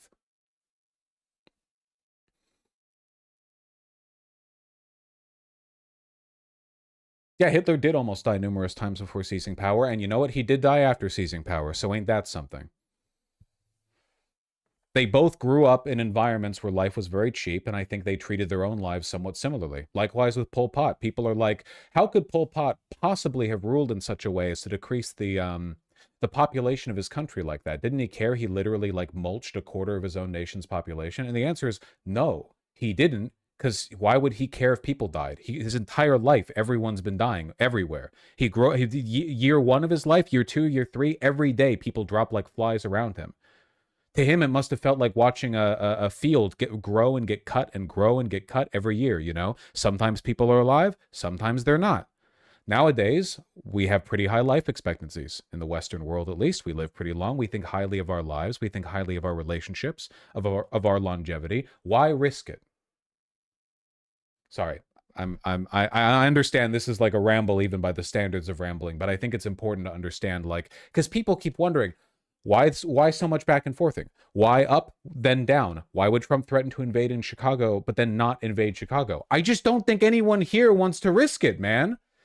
People are willing to risk lots. Don't get me wrong. And the Democrats make it really easy to do these plays because the Democrats offer basically no pushback. But there is a limit. There is a practical limit. And the more the more cities you militarily occupy, the more bold claims you make, the more challenges you make to the Constitution, eventually you pull on the rubber band further and further and further, and you make it more likely that you FAFO. Eventually you find out.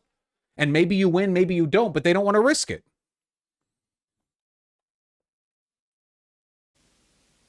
Yeah, and it actually happened when we were together on Wednesday, Lawrence. In the morning, we were discussing the murder of Irina Zaruska in Charlotte, North Carolina, and how to stop these kinds of attacks by homeless, mentally ill assailants, including institutionalizing or jailing such people so they cannot attack again. Now, during that discussion, I wrongly said they should get lethal injections. I apologize for that extremely callous remark. I'm obviously aware that not all mentally ill homeless people act as the perpetrator did in North Carolina. In a real dictatorship, a pundit like him would not hesitate to call for the death of uncooperative homeless people. Why would they care? The Nazis would have no issues with it.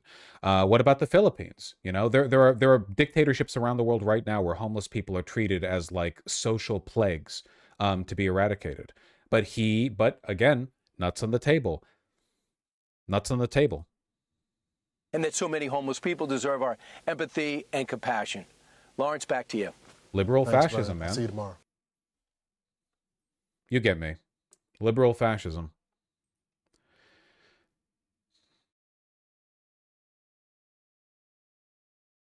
Somebody earlier said, wow, maybe Western civilization is more resilient. Unfortunately, I don't actually think it's resilience. I think it's decay, because I don't think that good leaders could do any better. That's the corollary to this, right? It's inertia, yeah. The more we congeal, like our system congeals around its current status quo, the more difficult it is to break it out in either direction, right? It's a lot more risk-free, I think, or it's a lot easier to direct a country that is new or has weak political norms, or that where people are very open to change. But right now, man, like half of this country thinks they want a revolution, but a tiny disruption in the quality of their day-to-day life would make them cry and kill themselves. Like, we're talking about a country where people wake up every day, think that they're Ryan Gosling in the Blade Runner sequel, go outside, look at the suburban landscape hell in front of them, and think, I wish for a war. I knew I was poor. I wished for a war so I could rise up. And then, like, they check their phone and see what's available on DoorDash, and they see that their favorite, like, nearby restaurant raised their delivery rate from free to $1.99, and then they go inside and cry. Like, that's where we're at right now. We're too comfortable. But it goes in both directions. Like, if people are too comfortable to make things much, much worse, they're also too comfortable to make things much, much better. You know? God, look at how much Zohran Mamdani has to fucking fight up a hill for basic shit like the ability to freeze the rent, which is something he literally has the ability to do and has happened multiple times in the past, and take just a little bit of funding, away from the billionaires. It's crazy.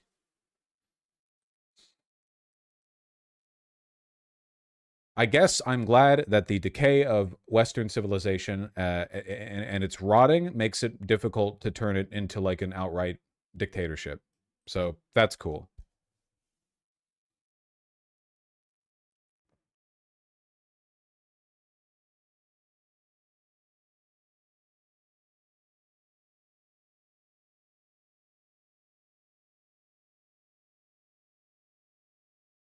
What does it decay into? I don't know. I guess it depends on like how climate change pans out. What am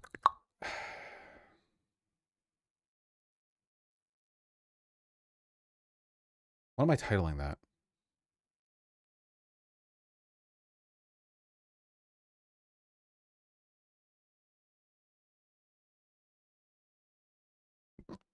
Excuse me. We have lost the sauce. It's not about having the sauce or losing the sauce. It's just like, I don't know. Don't memeify it too much, okay?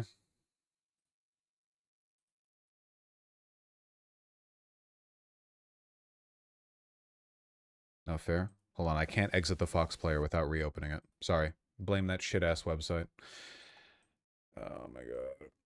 Government. I can't believe the vice president from each.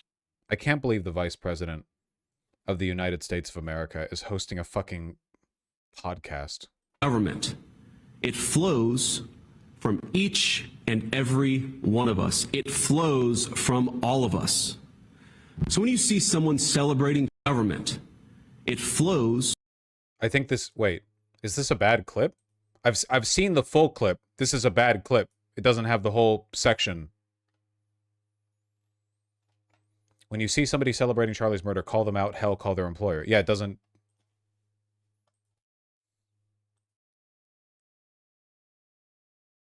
Is that something that, like, a fascist leader would be calling for?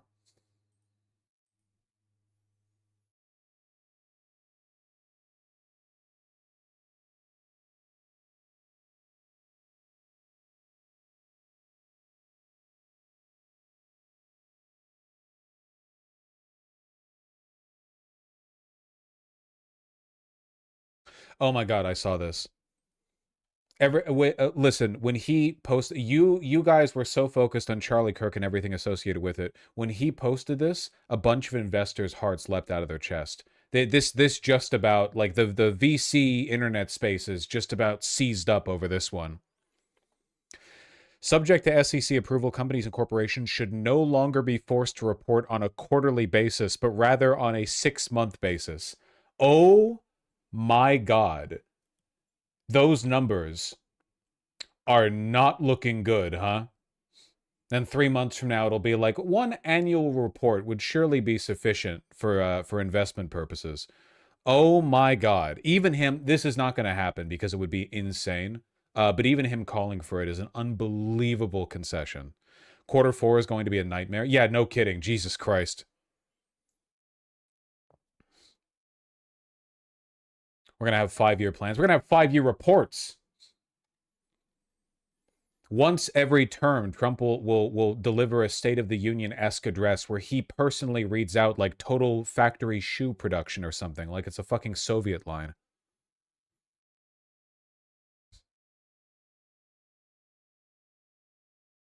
Realistically, why the fuck would he actually say this? Because the next quarterly report is going to make him look really, really bad.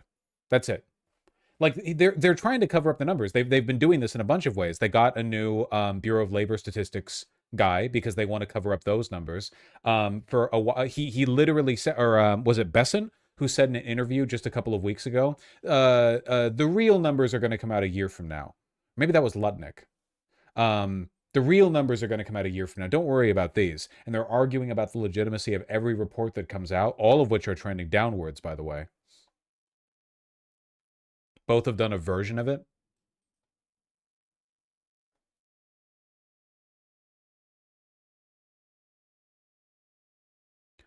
Wouldn't the next quarterly report be mostly Trump's doing, not half Biden's? Well, the last 2 quarterly reports are largely on him. You know, I mean, obviously there's always inertia from the previous president, but there's no arguing what we're seeing in the economy right now is a consequence of Trump's governance. Don't forget, man, like, we are in a recession except for the big AI bubble. That is literally the only reason we are not officially in a recession right now. If you ignore the big speculative hype AI bubble companies, the 8 of them, and you focus on the rest of the entire economy except for those 8 companies, it's in a recession.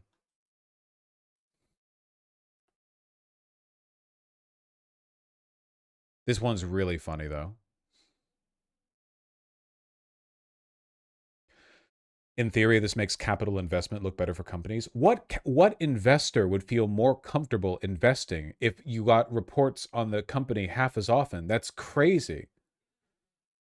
Can you imagine like how fucking insane it would be if you invested in a company like 1 month into a biannual report only to find out 5 months later that 6 months ago the company took a shit and nobody knew about it?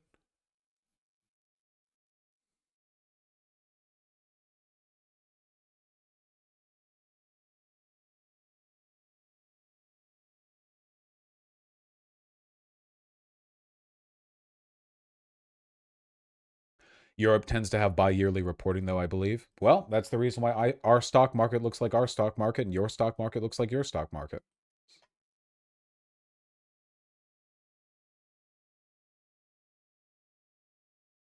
I mean, it's true.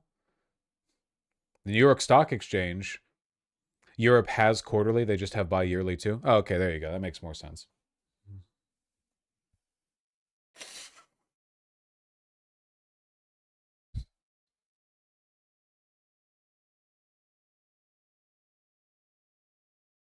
Really good econ vid. Econ vid? The fuck is this nerd shit?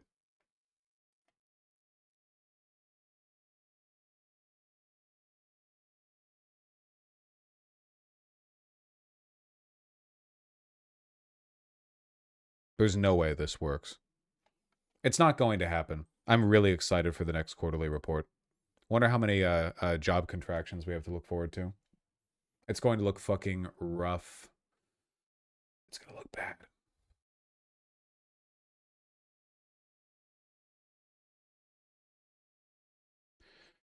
Chat is biannually, twice a year, or once every 2 years. Well, okay. Use a bit of critical thinking here.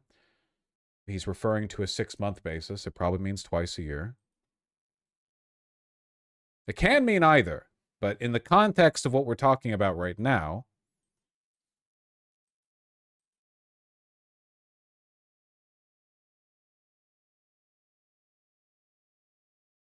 Bit of semantic confusion.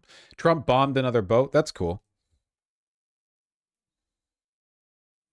How many ships do we have off the coast of Venezuela?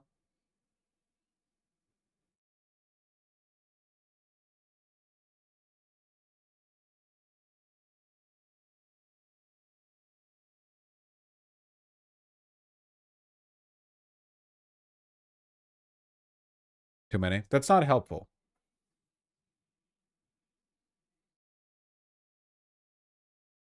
Now, of course, President Trump, as Stefano has been saying there, has made cracking down on drug cartels a central goal of his administration, but he ratchets up his standoff with Venezuela. It's actually a U.S. ally, Colombia, that's the world's largest producer of cocaine. The government there has spent decades fighting drug trafficking, but now it's at the risk of U.S. decertification for inadequate counter-drug measures, a move that would cut millions of dollars in development programs as well as military assistance. Colombian Defense Minister Pedro Sanchez joined me in the studio for an exclusive interview here in London. I started by asking him what role Colombia played in the U.S. strike on that boat in the Caribbean that Stefan was talking about, that boat carrying 11 alleged members of the Venezuelan criminal gang Tren de Aragua, which the U.S. accuses of drug trafficking. Have a listen. Okay, we're saying it spicy style. All right. Jesus. Debido a que el crimen transnacional no reconoce fronteras, la manera de combatirlo es una cooperación internacional. Trying to find a current article on the new boat strike. I'm only seeing the one from 12 days ago. Filters today. There we go. 9 minutes ago? Let's turn our attention right now to more top headlines here on Live Now from Fox as we continue to detail the latest on another kinetic strike of a potential suspected narco terror, extraordinarily violent drug trafficking cartels and narco terrorists in the illegal narcotics, transporting drugs that can kill. 3 male terrorists killed in action. No U.S. forces were harmed in the strike. Be warned, you are transporting drugs that can kill Americans. We are talking about so that the most recent update from the president on social media, and plenty has been made, as this is not the first strike that we have seen, not the first that we've seen. Okay, yeah. Be warned, we're doing piracy now. Yeah, we'll see how all this pans out. But right now, my current guess is that this is just another distraction. Like, this is an actual distraction. Like, what? You seriously parking the U.S. Navy for $1 billion a day, all the cost it takes to deploy them to just like take pot shots at tiny little drug boats, so that every time the president can post and immediately declassify a video of it? Nah. Obviously, it's horrifically illegal, but they don't fucking care. Is this balls on the table? Not even remotely. Jesus. Vaporizing little drug speedboats from 20 miles away with an armada? Like, no. Definitely not.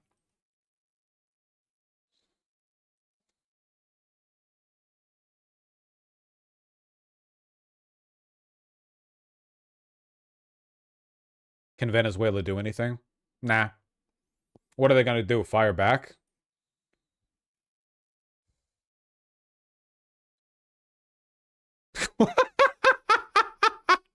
I fucking love the Fox Live Now audience.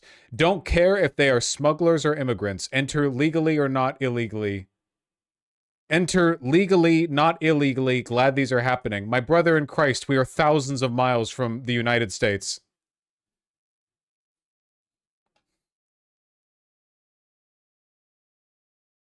We're over here.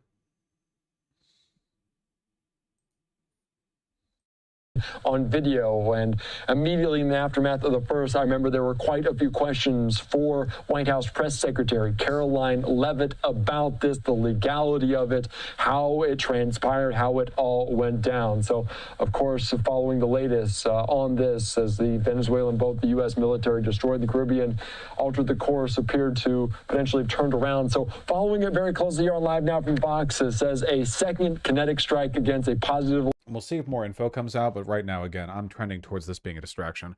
Hold on. I'm really tempted to look at more of Charlie Kirk, JD Vance and Charlie Kirk's podcast, our podcaster in chief.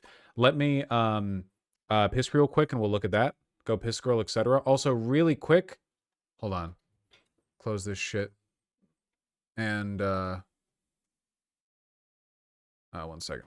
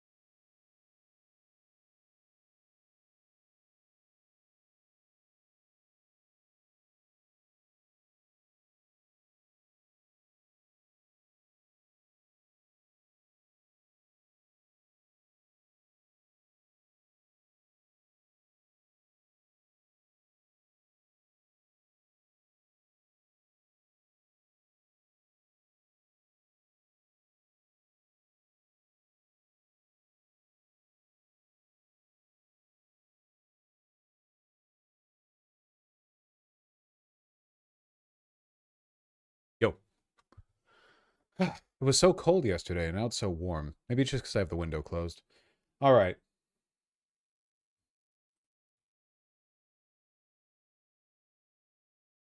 Clip of Trump saying 300 million people died. Stop linking YouTube Shorts. I hate how they autoplay. They always autoplay. I have to quickly click. I hate it every time. Just link. I can't even look at it without committing to it. Just one more on Venezuela. The president of Venezuela called the strike on the boat illegal. Are you concerned that Maduro might escalate something? What's illegal are the drugs that were... Like, it's even cutting off information. Are you going with us, Maggie? Not with you. Good. Just one more on Venezuela. The president of Venezuela called the strike on the boat illegal. Are you concerned that Maduro might escalate something? What's illegal are the drugs that were on the boat and the drugs that are being sent into our country and the fact that 300 million people died last year from drugs. That's what's illegal. Do you think he's not telling the truth when he's... Just literally, the reporters just run with it. It's absolutely insane how complicit our media is. It's insane. I feel like you would see more bravery from the media in like fucking Hungary or something. It's insane.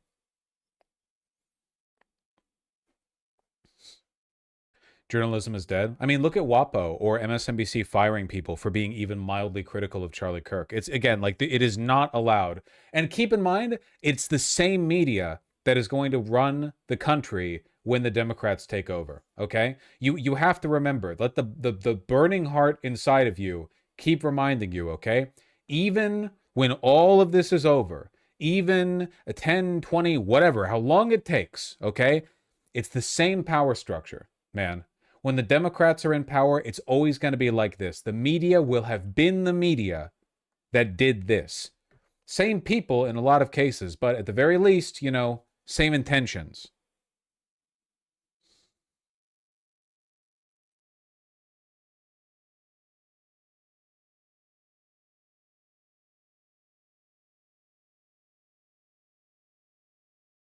The throat camel toe? Yeah, it's pretty gross, but you know, what are you going to do? Is this even fixable? Like, are good journalists incapable of becoming mainstream? It's not about the quality of the journalist. It's that media institutions work hand in hand with the government and with corporations to make sure their mutual interests are fulfilled. And you can't do that if you have journalists that do their job. The job of the journalist is to launder power and take money out of your wallet. You know, it's not to provide you information.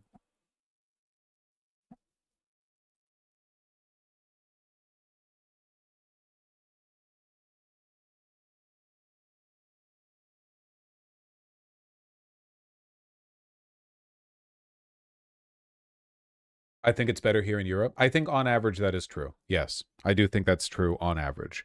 Not on all issues, but on average.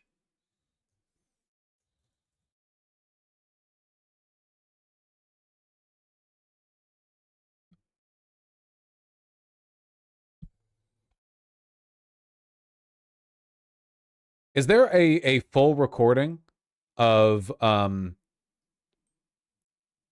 JD Vance on the Charlie Kirk show? Is this it? 2 hours? I can't listen to him for 2 hours. And I believe is part of the reason why Charlie was killed by an assassin of the great Charlie Kirk. The last several love this, the bagpipes in the background. That's really good. Thank you. Days have been extremely hard for our country. They've been hard for me, hard for my family, hard for the countless people in this building who knew and loved Charlie Kirk. And of course, they've been hardest most of all for his darling wife, Erica, and their 2 beautiful children. Look at how many fucking ad breaks there are, dude. This is a functionally a 2-hour live stream, okay? Which I did not a person who streams for very long durations, usually do 4 normally. Look at this. Radio commercial break returning in 5 minutes. Oh, there's another one. Oh, there's another one. That's crazy. The thing is, every single person in this building, we owe something to Charlie. He was a joyful warrior for our country. He loved America. They really like that term. He devoted himself tirelessly to making our country a better place. He was a critical part of getting Donald Trump elected as president. Ooh, okay, the first guest they brought on was Stephen Miller. Hold on, I want to see that. We're trying to figure out how to prevent this festering violence that you see on the far left from becoming even more and more mainstream. And if you want, by the way, like a picture perfect example, look no further, man. All the times I've said the Republicans have worked really hard to integrate new media into the administration and Democrats won't. This is insane. I never thought they would go this far. They're literally hosting a Charlie Kirk fucking live stream and having members of the president's cabinet on as guests. It's literally just the White House putting on an episode of a Republican affiliated independent broadcasting and media platform. It's insane. Do that, Stephen. I want to do this with every guest because you're a friend of Charlie's, and one of the things I'm hoping that people get out of this is an understanding for the kind of guy that Charlie was, who he was. And so before I talk to you about what we're doing to try to prevent something like this from happening again, maybe you could just talk about why you love Charlie, what memories you have of him, something that would give our audience a sense of what he was behind the microphone. Yeah. I've known Charlie for 10 years. He was a treasured friend. And, you know, this is going to sound, he made you believe more in yourself, is the best way I could put that. That's right. He was your biggest cheerleader. He would, if I was working on Jesus Christ, look at these demon people, man. Oh my God. A hard project, an important executive order, a major new initiative, he would give me the strength and the focus to get it done. That's right. He was everybody's supporter, enthusiast, cheerleader, promoter. He made all of us better every single day. You know, the memory that I keep turning to is not a single memory. It's a period of a couple months after we won the election. And Charlie was in the campaign or the transition office every single day. And from dawn till dusk, volunteering his time to get into the weeds, the nitty-gritty Tell of none of these people of a soul. Also, yeah, look at the lapel roll on this tuxedo. It's abysmal. And he was so...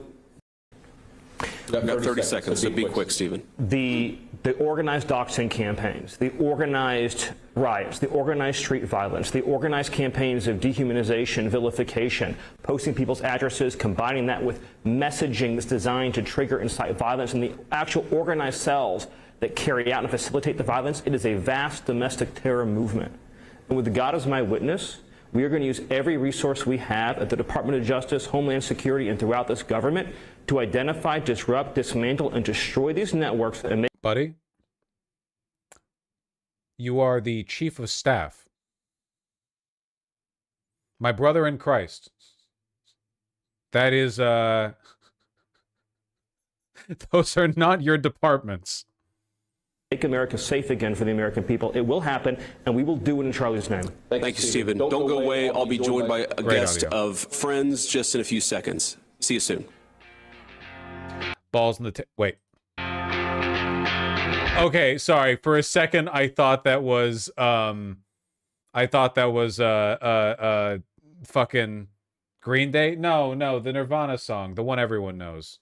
Smells Like Teen Spirit. Yeah, the opening riff.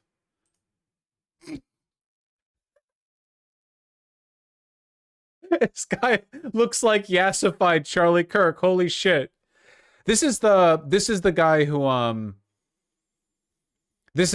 who posts from the White House account, right? Or is it a different, like, soy Reddit big glasses beard guy? And I thought what I'd start with is, we all knew Charlie the man, not just Charlie the personality or Charlie the celebrity or Charlie the guy who did debates on college campuses. I want to start with you, Taylor. What's something that you wish people knew about Charlie that they don't if they just watch his clips on X or YouTube or wherever? With Charlie, what you see is what you get, and I think that was true even from my first interactions with him on the 2020 presidential campaign. We'd always be doing these fundraisers. Don Jr., Kimberly Guilfoyle, who was the Trump Victory Finance Chair, would host these big fundraising events. Charlie was always the first one to show up, and we would do these team events where I we'd have make no calls idea all who day. these people are. And you'd always want Charlie on your. I'm pretty sure this is the guy who runs the White House account. Carolyn Levitt came over. Ben at the invitation of Charlie to get his message across, and Charlie was incredibly supportive of the non-traditional new media strategy Oh, that this the one was a president took. 10-minute radio and, break. The president loved Charlie deeply. You know that, Mr. Vice President, and I know that. And I know. Last 30 years, we've been funding unnecessarily bureaucracy in our education the last 30 or 40 years, and President Trump goes to abolish it. I agree. In private, he would say that. You can't have Tucker Carlson on. I've heard what he has to say about Israel and, other things.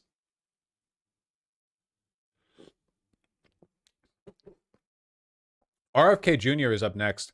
Is this the appearance where RFK Jr. said that he met Charlie Kirk in 2001 and they instantly became soulmates? Was it here? Sparklers on the stage when we shook hands, and that was all Charlie's orchestration. That was his idea, and he insisted on that. But I first met Charlie in July of 2020. Me fucking first day at How to Stand class. And then after that it's Susie Wiles. Okay. One of the actual brains behind the administration. Okay, the end, it's just J.D. Vance. Gotcha. That's the whole structure. Titans of the American progressive movement. The writer accuses Charlie of saying, and I quote, "Black women do not have brain processing power to be taken seriously." But if you go and watch the clip, the very clip she links to, you realize he never said anything like that. He never uttered those words. He made an argument against affirmative action as a policy. He criticized a specific Supreme Court justice as an individual. He never. Guys, I'm going to be honest with you. You are actually taking the quote out of context. He's making the argument that the only reason affirmative action could exist from the perspective of people proposing it is if they thought that black people were inferior and could only get those jobs if they had the help to do so. It is a clip that's out of context. I don't really give a shit because everything's evil and wrong now anyway. But it's like when people say Charlie Kirk called for gay people to be stoned to death under God's perfect law. He didn't actually say that. Like, it's out of context. The weird thing is, to me, like, Charlie Kirk said tons and tons of obviously evil shit that wasn't him setting up a rhetorical argument. It was just him saying it openly. I don't know why some people latched on to, like, the only things you could find where there was exonerating context. Like, he didn't make it difficult to find him saying horrible shit. Said anything about black women as a group. He made an argument for judging people of all races and backgrounds by their own individual merits. The very evidence she provides. To be fair, people have been posting tons of clips, but JD won't respond. Yeah, of course. I don't give a shit, right? Like, he was an evil piece of shit. I'm not going to argue about, like, oh, well, you need to... If only you had rhetorically attacked him the correct way, all the conservatives would have come to their senses. Like, no, of course not. No one fucking cares, but, you know. This hack of a writer shows that she lied about a dead man, and yet she wrote it. An esteemed magazine published it. It made it through the editors, and of course, liberal billionaires rewarded that attack. Now, of course, even if Charlie had uttered those words, it wouldn't mean that he deserved his fate. But consider the level of propaganda at work. Charlie was gunned down in broad daylight, and well-funded institutions of the left lied about what he said so as to justify his murder. This is soulless and evil. But I was struck not just by the dishonesty of this smear, but by the glee over a young husband's and young father's death. Quote, she says, he was an unrepentant racist, transphobe, homophobe, and misogynist. Yeah. The Nation wrote, who often wrapped his bigotry in Bible verses because there was no other way to pretend that it was morally correct. He had children, as do many vile people. That's what they said. He had children, as do many vile people. And? Yeah. Now, hours before this smear was published... Wait, do you have a rebuttal to that point? Is your assertion that no one who has ever had children is a bad person? What's the argument here? My wife and I had the honor of escorting Charlie's body back to his home in Arizona. Yeah, remember that one? Where, again, like, Charlie Kirk was a podcaster? And J.D. Vance just has his hand resting on his casket while loading it onto Air Force Two. Insane. We took his wife, Erica, we love you, his parents, his sister, and a few of his best friends with us. And as they offloaded Charlie's casket from Air Force Two, I worried that Erica would collapse with grief. Now, I'm a very lucky husband to a very wonderful wife. But I have never been prouder of my wife than that moment as she held Erica in Erica's very darkest hour. And I thought of Erica as I read that disgusting attack on Charlie. He had children, as do many vile people. That's what they said about him. I'm noticing like a distinct lack of a counter argument to this point. Of all the things to fixate on in the article, like I've read the Nation article. You know, there's tons of stuff in there describing how Charlie was bad. We're getting hung up on like the concept that a person can be a father and a bad person at the same time. I said the Lord's Prayer. Our Father who art in heaven, hallowed be thy name. Thy kingdom come, thy will be done on earth as it is in heaven. And I need Reddit atheism back so fucking bad, dude. None of these people believe in God at all. None of these people give a single shit. In fact, I would say like New Atheism or Reddit atheism was actually the most successful project ever, the most successful like social project in the world, because even religious people are atheists now. None of these people believe in God. I asked Usha what Erica had said to her earlier in the day. Like literally, these people invoke the Lord's Prayer the same way that like 4chaners would say "for the Emperor" when talking about how they hate furries. There's exactly the same level of investment and belief in both of these things. In a private moment, and I asked Erica's permission to share this. My wife told me, she asked me for advice. Erica asked me for advice on how she should tell her children that their father had been murdered. She asked my wife how to tell her beautiful kids. Wait, I saw this.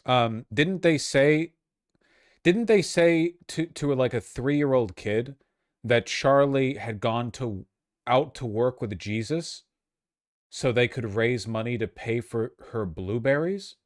Like the 3-year-old likes to eat blueberries, so she was like, well, your father Charlie had to go out with Jesus to raise money for the blueberries.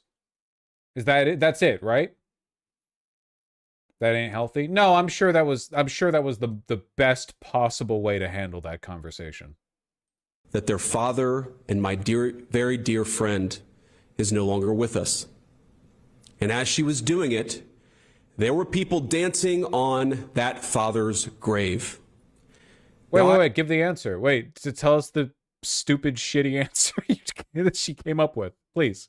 I've heard many calls in the last few days for unity and for healing in the wake of Charlie's assassination. You have no idea how desperately I want that, how gratified I was when Democratic friends and even former Senate colleagues reached out to offer their condolences to me. I'm so thankful.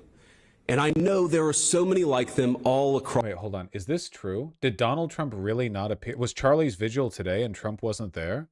That's so fucking funny, dude. That's so fucking funny. He was like a son to him. That's so fucking funny.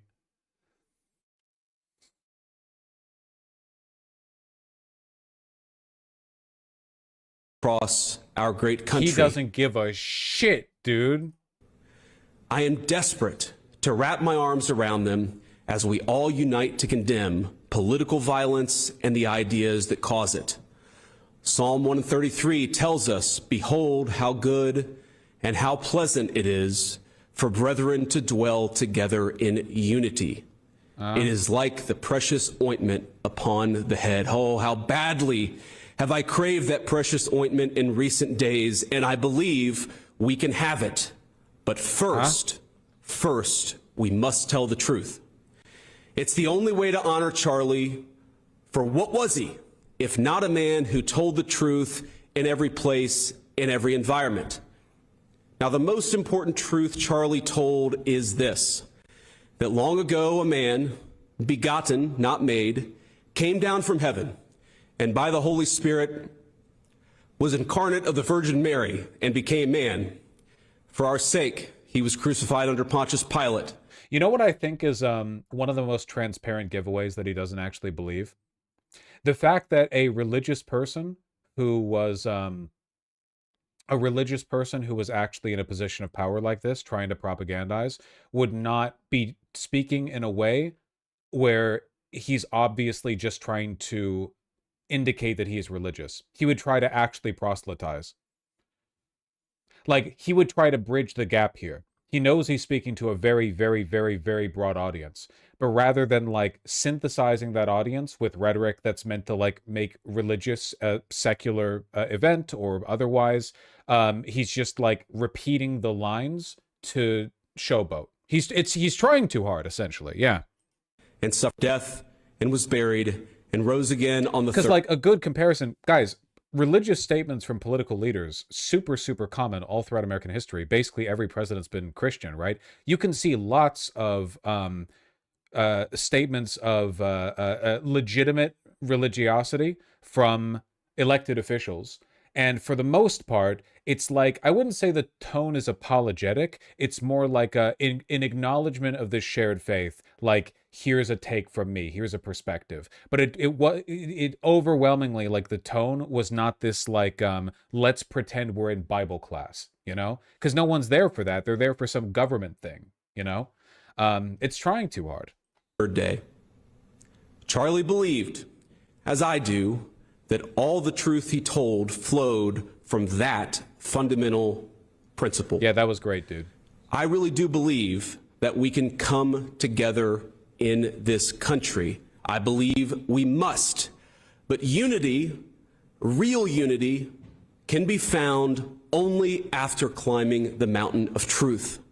And there are difficult truths we must confront in our country. One truth is that 24% of self-described, quote, very liberals believe it is acceptable to be happy about the death of a political opponent. But dude, look at my fucking First Amendment, dude. Whether or not it's acceptable to feel something, Jesus Christ. That's really the statistic you want to go with? This is like the line you want to run? You want to make the argument of, like, unironically thought crime?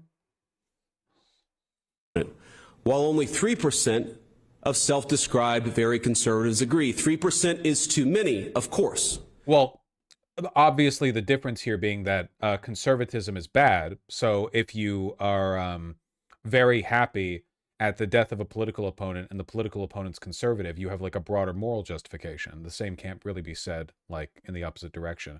Once again, we're arriving at this good things are good, bad things are bad thing. And once again, we're arriving at this dickless liberal fascism thing. A real fascist would not be sitting here preaching about how it's unacceptable, political violence is bad. How dare you? How dare even 3% of conservatives in this country believe it ever to be acceptable to feel happiness at the death of a political opponent? Come on, man. We know what you think, and we know how you all act. We know how you acted with Floyd. We know how you acted with the Democrats in Minnesota. We know how you act every time there's a gay queer club shooting or whatever. We know how you feel. We know how you were with Paul Pelosi. Why are you lying to us? We know how you are.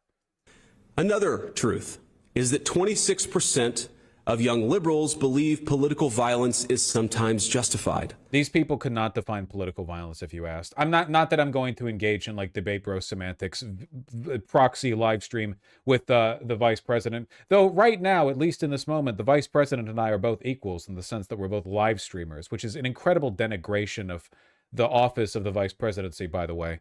Not that they fucking care. And only 7% of young conservatives say the same. Again, too high a number. And then those same conservatives will like gleefully watch the police beat like immigrants and drag them over to concentration camps. So I would just argue conservatives are stupid and don't know what political violence is. Like they object, like the entire platform of conservatism is a celebration of political violence against the other, against undesirables. So you just it's not our fault you don't know the definition. I would love to see one of those studies, by the way, where they actually define political violence. And once you include like violence by the military or police, there's no fucking way, man. In a country of 330 million people, you can of course find 300 million of whom died last year due to drugs. One person of a given political persuasion justifying this or that or almost anything. But the data is clear. People on the left are much likelier to defend and celebrate political violence. Well, they know what political violence is, or they're more likely to. It's not like every liberal's smart. This is not a both sides problem. If both sides have a problem, one side has a much bigger and malignant problem, and that is the... And it pans out when you take a look at average IQ score for Republican and Democrat voters. You see how... there have been conservatives saying that Tyler Robinson, or whatever the fuck his name is, the shooter, was radicalized to leftism from one semester of college. Like a conservative education is so weak, like an upbringing, that even a single semester of college is enough to turn you into a Antifa shooter. This is only going to get worse over the coming years, by the way. The IQ gap between Republicans and Democrats is widening with time. Truth we must be told. That problem has terrible consequences. The leader of our party, Donald J. Trump, escaped an assassin's bullet by less than an inch. Our House majority leaders. Majority leavers. It's so strange to watch this. Japanese fascists would never soy like this. It'd be too humiliating. Yeah, I guess it's... I don't know. I don't know enough about like the Japanese political dynamic, but I do know that all of this is just a reaffirmation of what I've said, right? They're cosplayers. They're content creators. Stephen Scalise came within seconds of death by an assassin himself. And now, the most influential conservative activist in generations, our friend Charlie, has been murdered. The most powerful conservative activist in generations? Okay. Violence, it doesn't come from nowhere. Now, any political movement, violent or not violent, is a collection of forces. It's like a pyramid that stacks on top, one support on top of the other. At the start of this year, 30% of Republicans supported Jan 6. You're right. These people have no idea what political violence is. Well, there's nothing. Conservatives are, like, by virtue of their political doctrine, bad people. They like bad things. They might not know that the things they like are bad, but they're bad anyway. The main thing conservatives fear is not Democrats making the world worse for them, because by and large, Democrats don't actually negatively affect their lives much at all. Democrats don't really do much. They're kind of useless. What they really fear is being ostracized for their terrible, terrible personality and beliefs. That's why every Republican, nonstop, that's always them, they're the ones going to social media complaining that people don't still want to be friends with them once they found out there. This never happens in reverse. Nobody is out there on social media saying, you know, I lost all of my... no one wants to date me now because I support Mamdani. This is a non-existent problem. Nobody does it. Everybody knows the real reason that Trump supporters have trouble socially isn't just because of their political views, though that should be enough. Being a bad person politically should be enough. But it's also because they're generally odious and unlikable people. By and large, just in a wide variety of ways. You know, terrible, terrible people.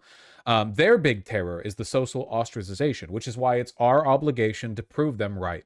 They should be ostracized.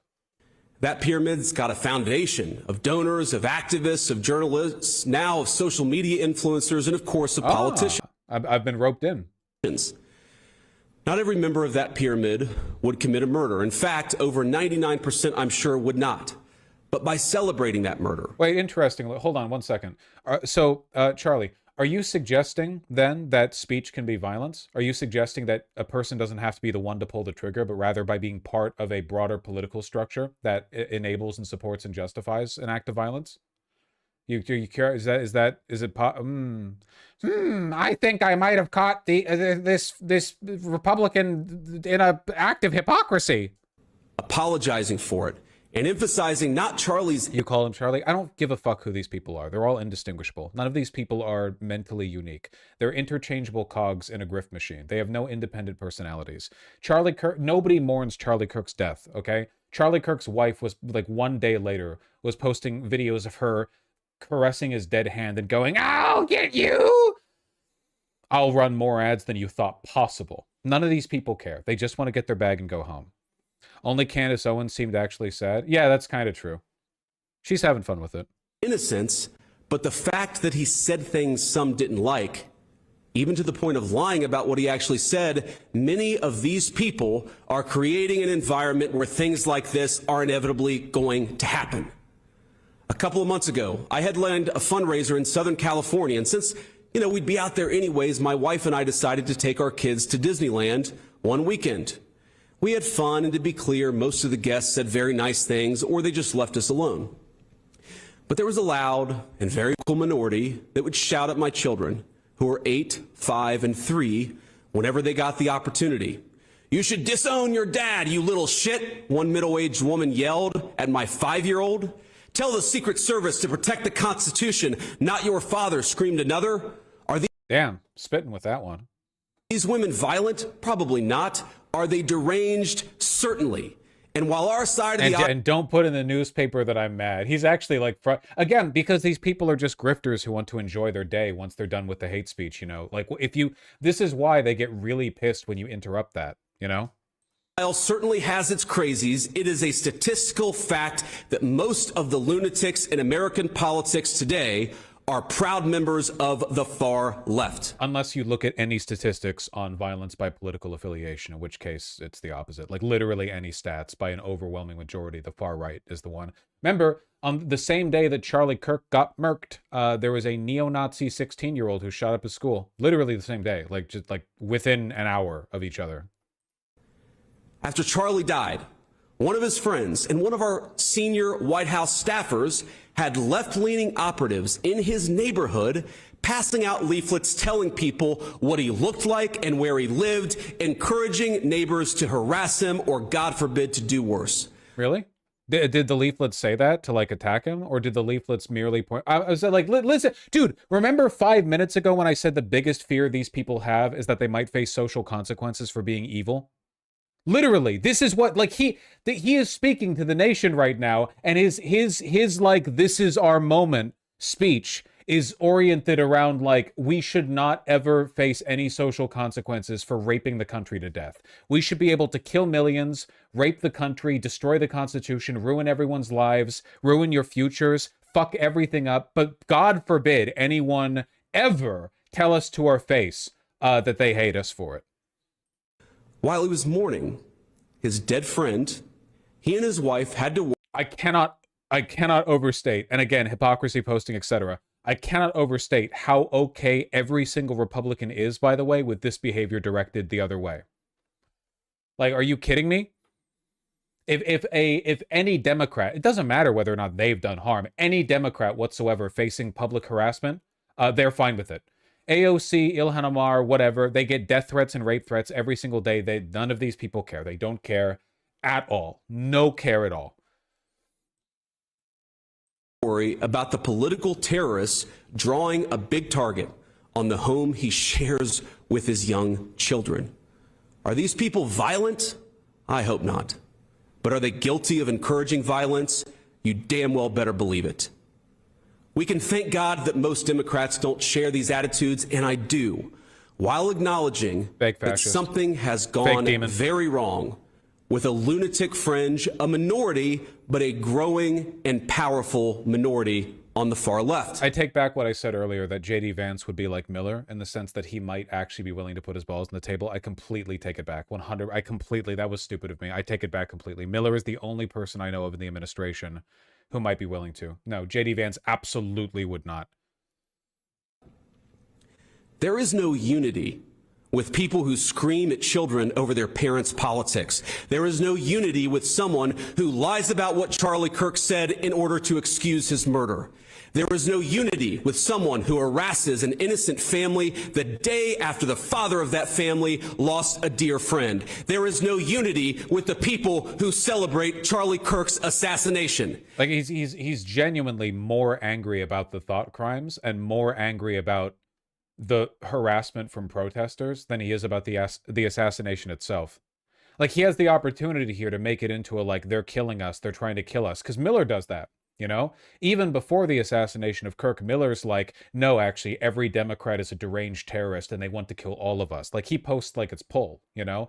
But J.D. Vance has the opportunity to do the same here. Instead, he's like, how dare you interrupt our holiday? And there is no unity with the people who fund these articles, who pay the salaries of these terrorist sympathizers, who argue that Charlie Kirk, a loving husband and father, deserved a shot to the neck because he spoke words with which they disagree. But you haven't described anyone saying that. Certainly not in the articles. What article said he deserved it? Did you know that the George Soros Open Society... Also, you're openly calling for the punishment of people for the words they say. Foundation and the Ford Foundation, the groups who funded that disgusting article justifying Charlie's death. We saw this. Do you know they benefit from generous tax treatment? They are literally subsidized by you and me, the American taxpayer. And how do they reward us? And nothing's going to be done about it, because the subsidies that they benefit from benefit lots and lots and lots of foundations and hedge funds and NGOs, and you can't unwind that without unwinding power structures that you benefit from.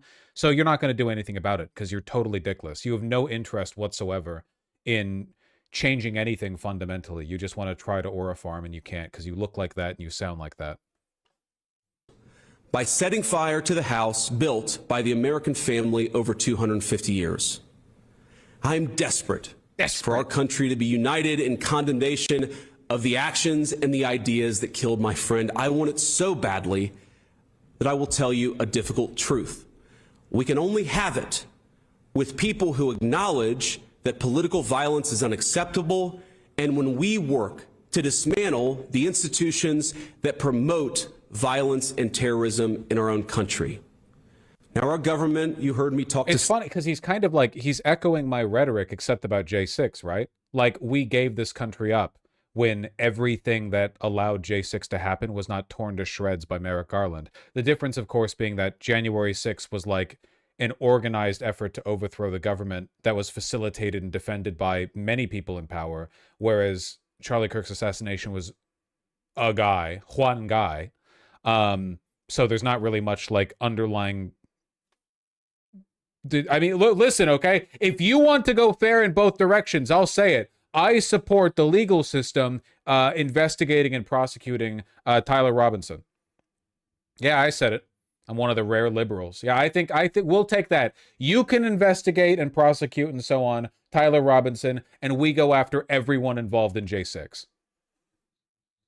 Stephen Miller about this. We'll be working very hard to do exactly that in the months to come. We're not always going to get it right. It's so funny, the ties that he has too. Hold on. Institutions that promote violence and terrorism in our own country. Now, our government, you heard me talk to Stephen Miller about this, will be working very hard to do exactly that in the months to come. And why didn't you bring on Pam Bondi? Like, if you're actually using this as the opening point to tear apart the liberal civil society, why is Miller the guy you talked about it with? We're not always going to get it right. We will sometimes move more slowly than you would like. We will sometimes move more slowly than I want us to. Oh my fucking God, dude. This is so embarrassing. It's one of the rare times I'm looking at the integration of new media with the Republican Party, and I'm saying I don't want the Democrats to do this. Can you imagine if they came across this weak and ham-handed, if, like, I don't know, Hassan got murked or something? If you had fucking, you know, Kamala Harris do a bit where she's like hemming and hawing over this, it would look so bad. But I promise you that we will explore every option to bring real unity to our country and stop those who would kill their fellow Americans because they don't like what they say. But you have a role too. Civil society, Charlie understood this well, is not just something that flows from the government. Yeah? I'm sorry, are there doctrines of thought suggesting otherwise? Can you find me someone who believes civil society flows downward from the government? What? That's such a telling statement for an authoritarian, you know? Oh, but believe you me, folks, I don't believe that civil society merely comes from state power. I didn't think it did either. I'm happy to hear that. Thank you. Continue. Flows from each and every one of us. It flows from all of us. Thanks. I'm also familiar with the concept of a civil society. Thanks. So when you see someone celebrating Charlie's murder, call them out. And hell, call their employer. We don't... Cancel culture.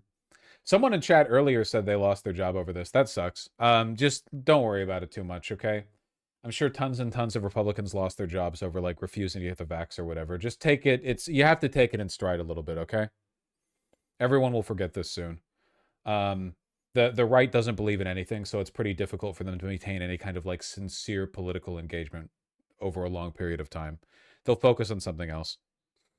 We don't believe in political violence, but we do believe in civility.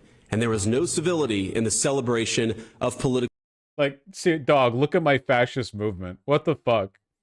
We don't believe in political violence, but we do believe in civility. What the fuck? Yeah, I'm not even hypocrisy pointing. We know they're not civil. That's not the point. This is what I mean about, like, no nuts on the table. Why would you ever say this? Okay, from a rhetorical perspective, who benefits? How does J.D. Vance benefit from pretending that his side wants civility? Do you think there are any Republicans or independents watching this going, yes, we are the civil ones, yes, and it's like reaffirming their belief? What are you talking about?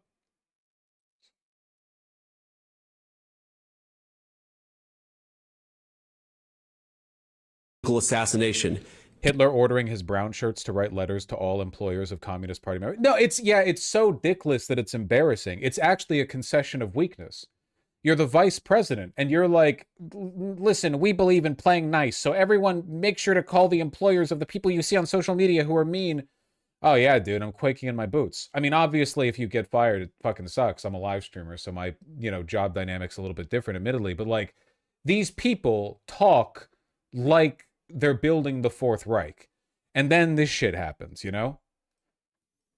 Now, I said this after Charlie Kirk died. A lot of people were like, they're going to use this as the Reichstag fire. And I was saying, well, no, because to them, there's no difference between Charlie Kirk getting assassinated and the Aunt Jemima logo replacement. It's all the same thing to them. Everything is, this is civil war. This is war, you know? It's difficult for them to turn the heat up on that. Get involved, get involved, get involved. It's the best way to honor Charlie's legacy. Start a chapter of TPUSA or get involved in the one that already exists. If you're older, volunteer for your local party, write an op-ed in your local paper, run for office. I can't promise you this is going to be easy. I can't promise you that all of us will avoid Charlie's fate. Like, I can't promise you that I will avoid. All I can say is that he has the power to just initiate a mass campaign of violence here. Like, he could do that. Nothing would happen to him. Charlie's fate. But the best way to honor him is to shine the light of truth like a torch in the very darkest places. Go do it. We owe If it anything, it almost reads to me like a call to de-escalate. Like it's almost like he's saying, put down the torches and pitchforks, okay? We don't want to keep this like low simmer. We don't want to take the low simmer up to a boil, all right? Go and volunteer or something. Go do fascist direct action or something. I don't know, whatever the fuck. Like, it's to our friend to ensure that his killer is not just prosecuted but punished. Mutual aid. And the worst punishment is not the death penalty, but the knowledge that Charlie's mission continues after he's gone.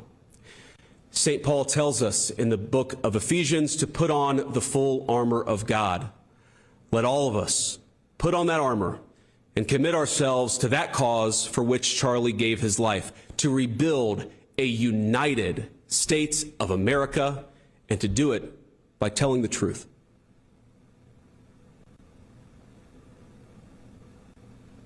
Sir? Okay, great. Wow, that's crazy. Are you all feeling a little more like I keep telling you guys, I'm gonna say it again, the big enemies we need to face are like entropic.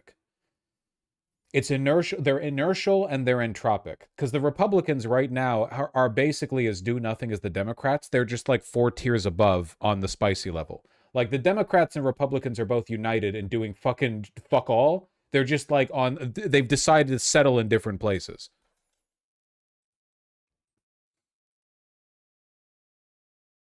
Imagine being so bad you can't beat this. Yeah, it's pretty crazy.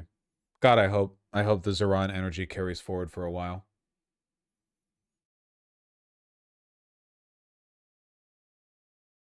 It's about who gets to do nothing. That's the fucking thing, man. Literally.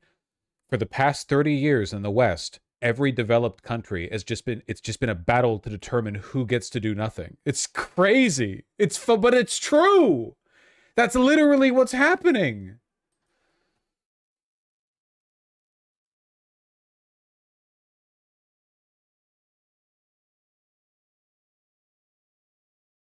I don't know.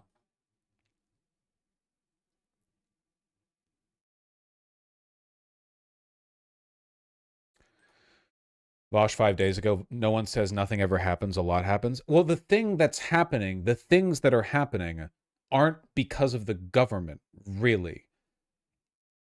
At least not relative to the rhetoric they're using. The things that are happening feel, like I said, more entropic. Like, climate change is gonna fucking happen, okay? Economic catastrophe, there are systems in place that are breaking. It's just like, I don't know. No one has any idea what they're doing. Do you think the fascists feel just as hopeless about the future as the leftists? And the reason the fascists aren't willing to put their balls on the table is because they think they'd be inheriting a dead world? Like the fascists of the 30s thought the world was open to them, and if they could fight for it, the fields of, you know, milk and honey would be theirs. But now people are like, what? Do a race war? For what? What for? What's the point? Like, yeah, we could. What would we get from it? This shit?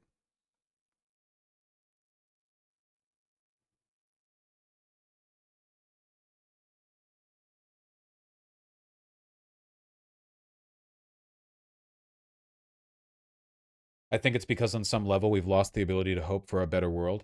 Well, if it makes you feel any better in like a spiteful sense, do keep in mind that at least 100,000 neo-Nazis watched this broadcast from JD Vance and were white-knuckling in rage at the vice president, like essentially capturing state media and then using that power after the assassination of a high-profile right-wing figure to talk about how conservatives need to use this energy to go out there and mobilize by like joining TPUSA chapters or, I don't know, donating or calling people's employers or whatever. There are probably a lot of very internet poisoned far-right people who are going, you know.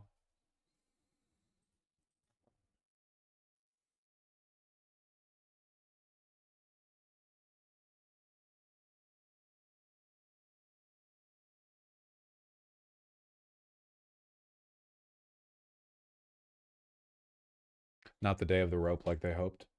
It's been a weird day.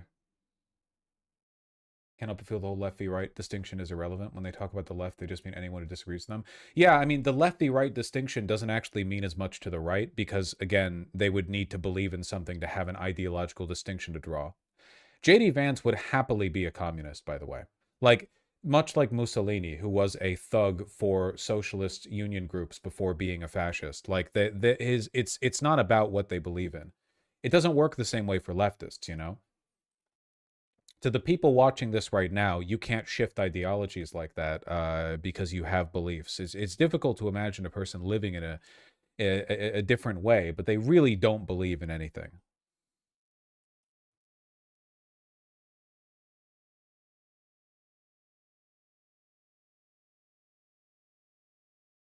Mussolini quoted Bordiga to justify his political violence to socialists who complained. Yeah, and it's like really fucking funny.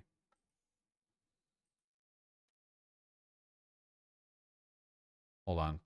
I wanted to cap this off real quick, then I'll read donos. As a German looking at this, it feels like the shooting of Horst Wessel in 1930. I promise you it's not. Nobody has an actual ideological project to build. Silksong? I didn't say that. Consumer sentiment in the U.S. is sliding to near historic lows as Americans grow increasingly frustrated with the economy. But don't tell that to stock traders. The S&P 500 has hit 4 record highs this month. So why is Wall Street so upbeat when many Americans feel like the economy is lousy? I don't know. Could it be for the same reason there's always been a disconnect between the real economy and the stock market? Let's get some answers and break down the numbers with CNN senior reporter Matt Egan and CNN chief data analyst Harry Enton. All right, Matt, to you first. What's going on here?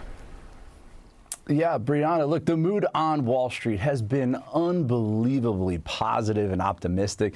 The stock market has taken off basically like a rocket ship. Ever since the president paused those Liberation Day tariffs, the S&P 500 has added almost $14 trillion in value just since those April 8th lows. It's been a stunning increase in value in a short amount of time. And the NASDAQ is on track for its 6th consecutive record high today. Now, that's because investors are really fired up about the Federal Reserve. Interest rate cuts, they tend to boost stock prices. Gonna keep going up, man. Gonna keep going up. Market surges as Trump removes own balls from bear trap. Yeah, essentially. Everyone's really excited about the rate decrease. Everyone's really excited to see their money go to the moon. The real economy is suffering massively. They make stocks look more attractive than bonds. They can boost the economy. And so that's what investors are focused on.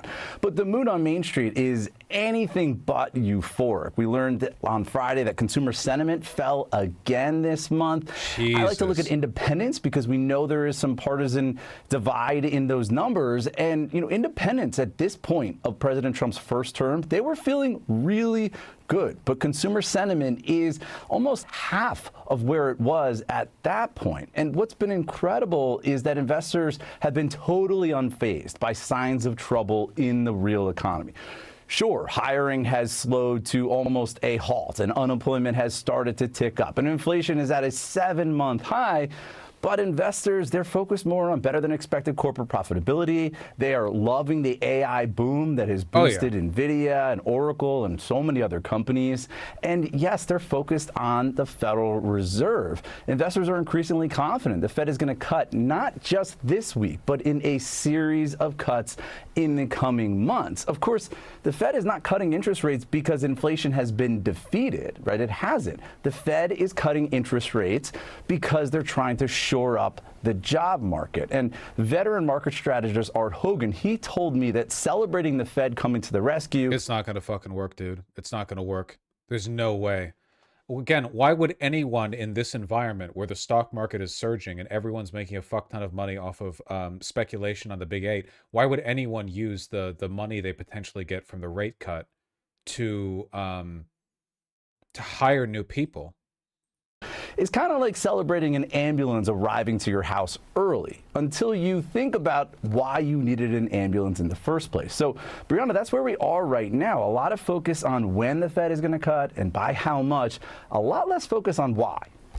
All right, Harry, tell us more about what Americans are feeling about the economy and what they believe is important, because it sure isn't what investors think is important. No, and that talk of ambulance just reminded me a few minutes ago. I got a call. Apparently my LDL is up through the roof, so I might need that ambulance. Anyway, what are we talking about here? U.S. economy is getting worse.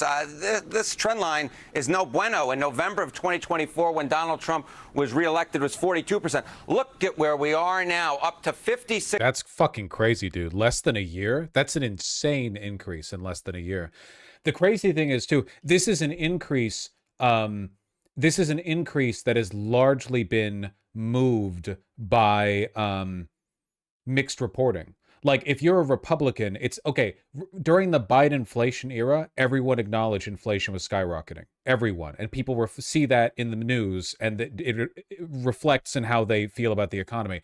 But the coverage of the tariffs and what they've done has been mixed. So for there to be like an overall increase in economic dissatisfaction in spite of that, like not even a unified media narrative. 6%. The clear majority of Americans believe that the economy is getting worse. Less than a third think that the economy is getting better. This is a very, very troubling trend line. And of course, as Matt was talking about, what are the top concerns for Americans at this particular point? The top issue for you right now, hello, what's number one on your list? It's inflation. It's 34%. The economy, 16%. You add the two of those together, that is a majority, 50% of the American public who say either inflation or the economy is the top issue for them right now. Nowhere on here do I see the stock market, because obviously the stock market's doing pretty gosh darn well at this point. Nice. Farmers in deep red Pennsylvania are struggling to find workers. The whole thing is screwed up, said one 3-time Trump voter who runs a farm in the area. We need people to do the jobs Americans are too spoiled to do. God, I hate you. I hope your farm collapses in every possible fucking... I hope that you take the collapse of your farm as poorly as it is possible to take it. I hate these people so much.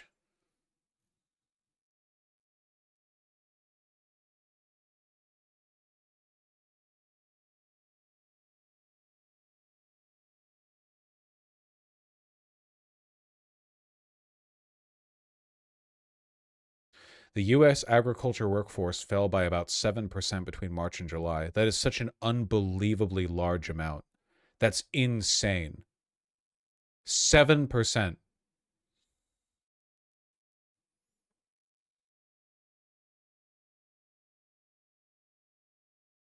This shit unironically makes me kind of understand authoritarian lefties. Right? It's such an uphill battle to not fall down that hole, man. It's so fucking tempting. How you looking at shit like this, you really have to, it's like, okay, like, listen, is this really a democracy? Are you really acting on your perceived best interest here? Jesus.